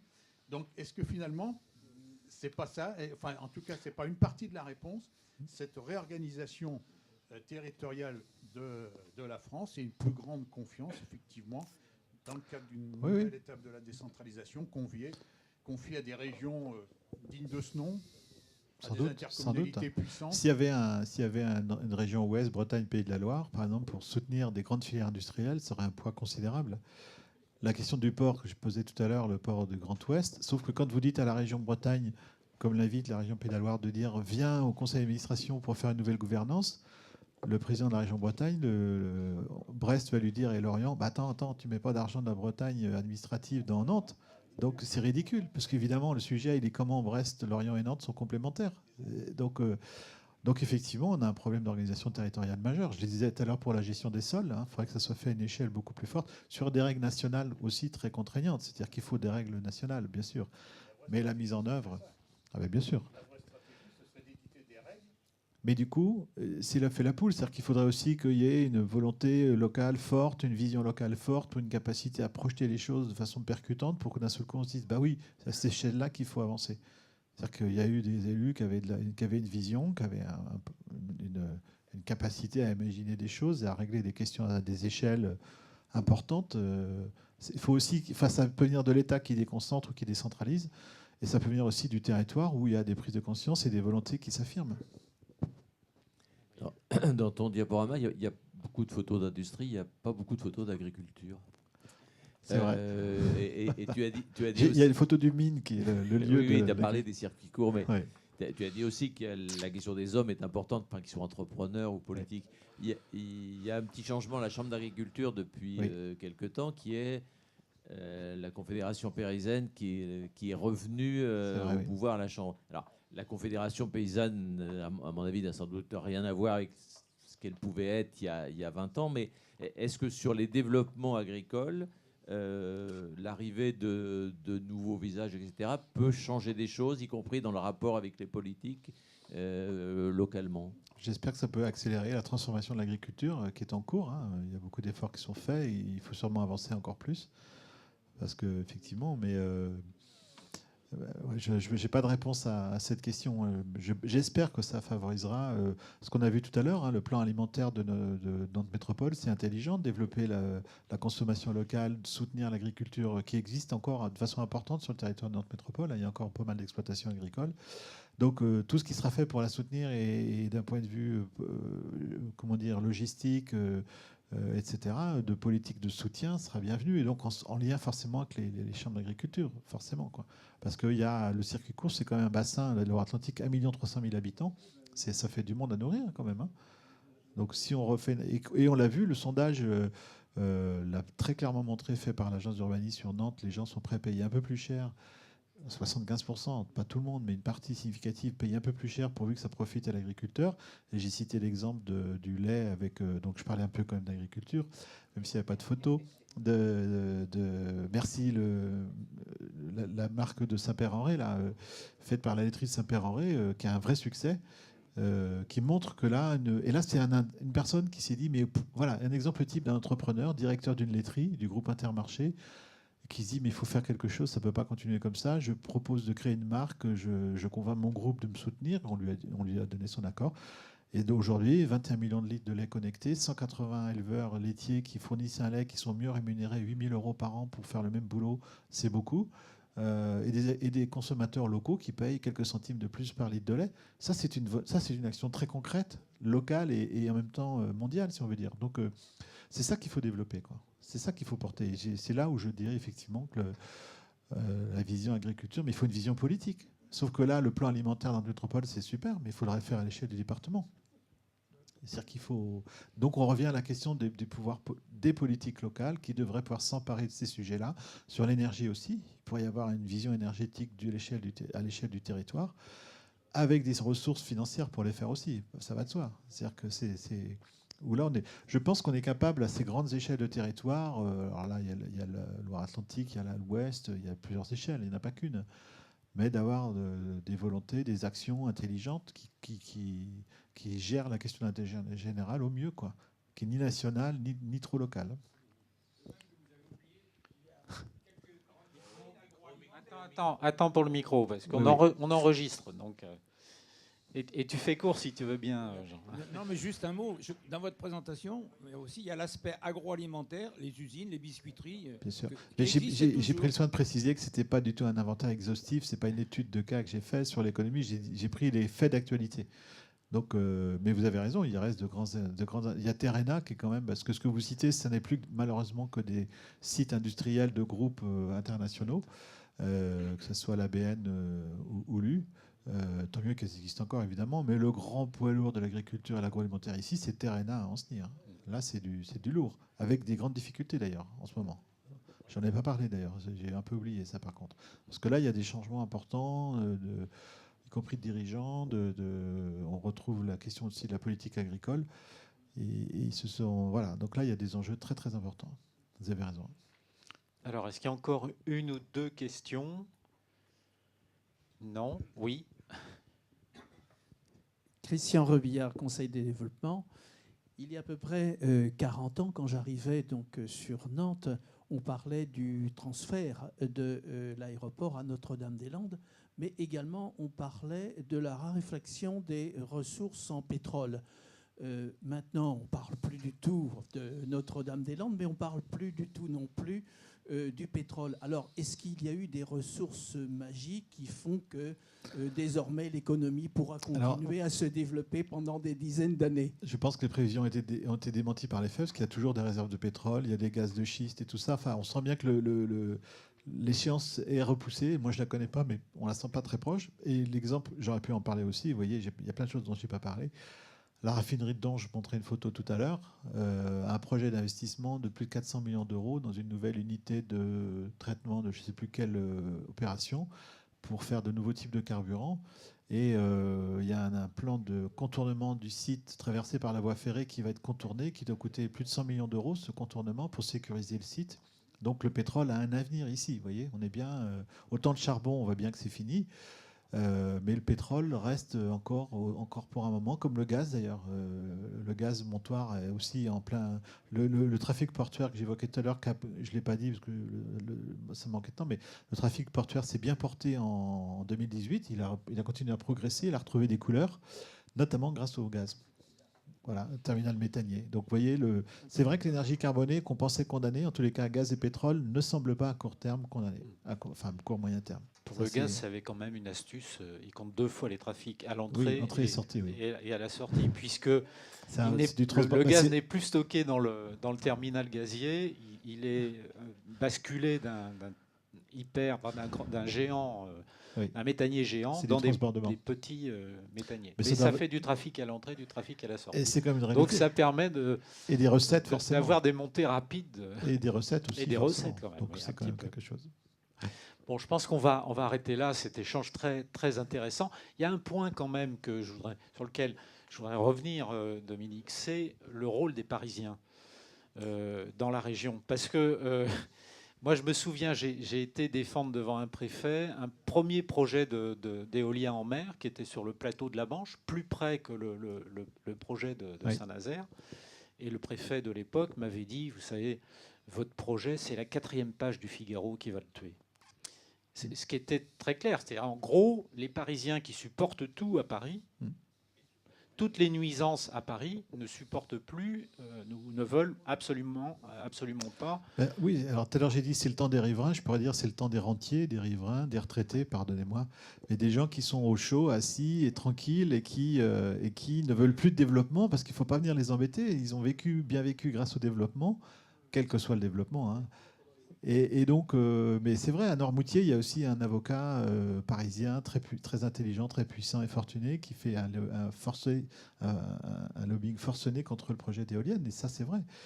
Voilà. Donc, ça participe d'un mouvement général d'individualisme, d'égoïsme qu'on constate malheureusement. Mais c'est vrai. Repérer les Parisiens dans les riverains, alors. Non, il n'y a pas que les Parisiens, je pense, hein, malheureusement. Bien, en tout cas, je voulais remercier Dominique pour cet échange très, très intéressant.